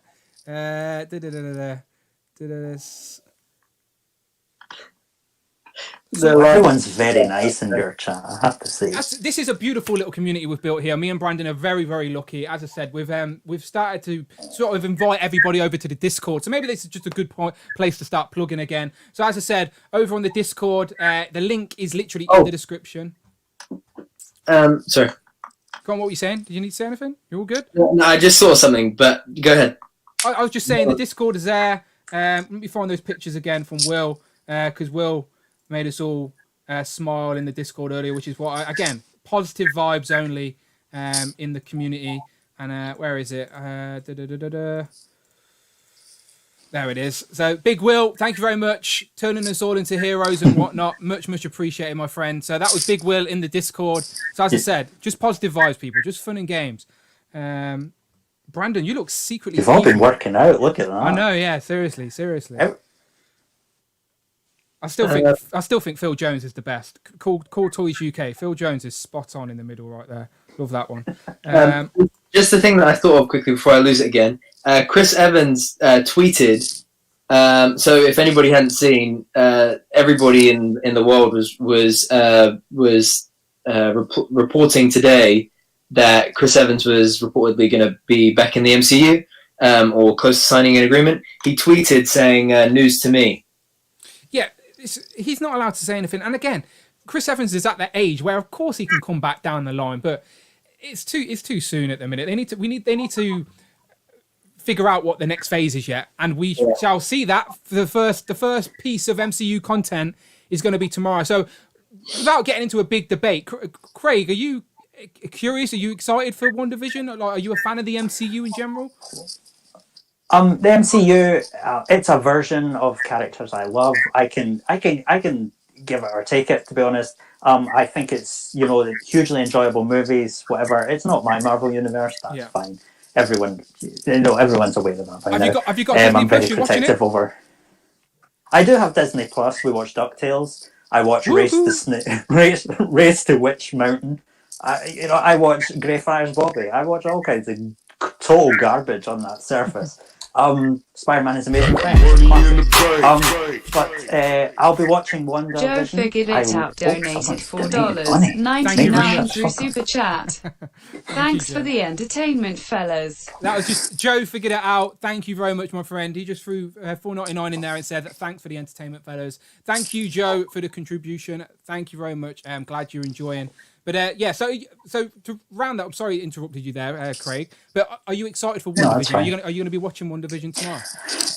I will watch WandaVision. I'm excited for it because I love Wanda Maximoff. The Scarlet Witch is one of my favourite characters. I love the Vision. I love the two of them together. What a couple of complete weirdos, total freaks, kind of thing that could only come from comics. A witch and a robot in a romance with each other, and also this I know about Wanda's sort of history and Wanda has an unfortunate history of going off the deep end, which is an unfortunate thing for female characters. They never seem. Jean Grey has a problem with her emotions. Wanda can't control her emotions. It's like this is a bit, to write strong female characters who go off the deep end. But I'm there for it. It looks very different for the MCU, fresh.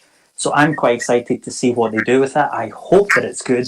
I hope that it's not a Netflix 13 episodes of one story stretched out, but I'm really hoping it's going to be good. I'm excited to see Wanda. I'm excited to dip my toes back into that universe and see some craziness.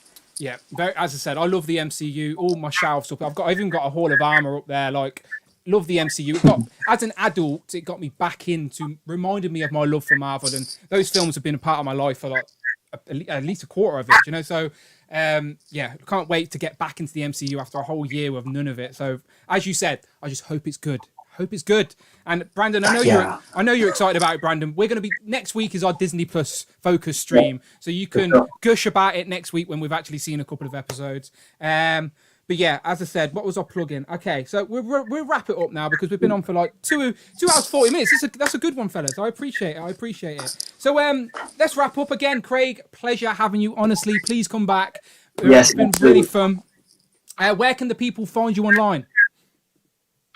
They can find me on my YouTube channel, which is something. Craig Warrack, I believe. Just Google me. I'm all over the place. Google me, my name comes up. Oh, Craig Warrack, this customizer. He made Ganon from The Legend of Zelda. It's so amazing. All these articles written about me. I Google myself frequently and often. You can find me on Instagram at Craig Warrack. I've got that name. I just stick with it. Yeah, it's a good name. No one spells it the same. Go for it. Yeah, all your links.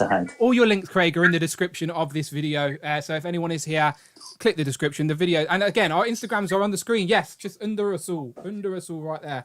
But yes, please come back, Craig. Been a pleasure having you. Next week, Brandon, we'll do a Disney Plus stream, and then Rush McGowan's been asking a few questions, talking about our thoughts on the Iron Man wave, the rumored Iron Man wave. We will talk about the rumored Iron Man wave, but we're going to save that for a whole theme of the show. So look out for that very soon, and we'll break that down. Hopefully there's been more confirmed by then, but we shall see. But Brandon, Hero.Collections, my friend. I know you're very excited about WandaVision tomorrow, but where can the people find you online until then? Yes, as always, guys, Hero.Collections on Instagram is the best place to reach me. And Craig, was amazing having you on, man. Real pleasure. Dan, you're okay too. I appreciate that. I just spend the day pressing buttons. I'm my own producer of this live show we've got going on. I've had to hire a robot to read my super chats. It's not. Thank you, Craig. I appreciate that. It's not easy. And we've had no technical difficulties today. We haven't been kicked off. The pictures worked. Super chats worked. Beautiful, people. Beautiful. I don't know. You pulled your headphones out at one point. Do you know what? There was. That was a stumble, Craig. Do you know, that did worry me. I'm not going to lie. That did worry me when I couldn't hear anybody. But yous was still live, so I knew yous could hold the ship down for me without me there. So I'm grateful. But Rich M, our good friend, the former Articulated Heroine, says, being great, guys. Craig, get on YouTube more. And I echo that sentiment, Craig. We miss your content. Even your quick Marvel Legends reviews. You were doing like those 5-minute reviews. Like of the Legends, just do that to a couple of the ones you put up this year. They still take me 3 hours. They still take me 3. I was like, I'm just going to make 1-minute reviews. It'll be so simple, no editing. 3 hours later, oh god. Trust me, I know how you feel. I spend too much time for 300 views on a video. It's pointless. But anyway, I love it. Anyway, so yes, all the same. As always, people, links in the description. Thank you, everyone. There's still over 80 people here listening to us for Amber, and we appreciate every one of you. Me and Brandon, next week's stream will be a Disney Plus focus stream. So we'll obviously give our first thoughts and mini review on WandaVision. So please go and watch that tomorrow. Disney ain't paying me to say that. I'm just a big fan of the MCU and I want this show to be good. But yeah, we can speculate about any type of figures we're getting and talk about the other shows that have been announced and revealed. And Disney Plus is the main topic for next week's stream. And then after that, maybe we can talk about the Iron Man wave that's officially been rumored. But yeah, until then, people, my name's been Dan W. That's been Craig Warrack. That's been Brandon. We shall see you on the next one. Awkward wave, everyone. Awkward wave. Got to keep basically, Craig, you got to just keep waving. We've got to end on an awkward wave. There you go. That's beautiful. I like that. Brandon, you've got a very royal wave. I do, to be fair. I've never seen such a limp wrist. That's a royal wave. Get it together, Mary. People will be saying things. Thank you very much, everyone.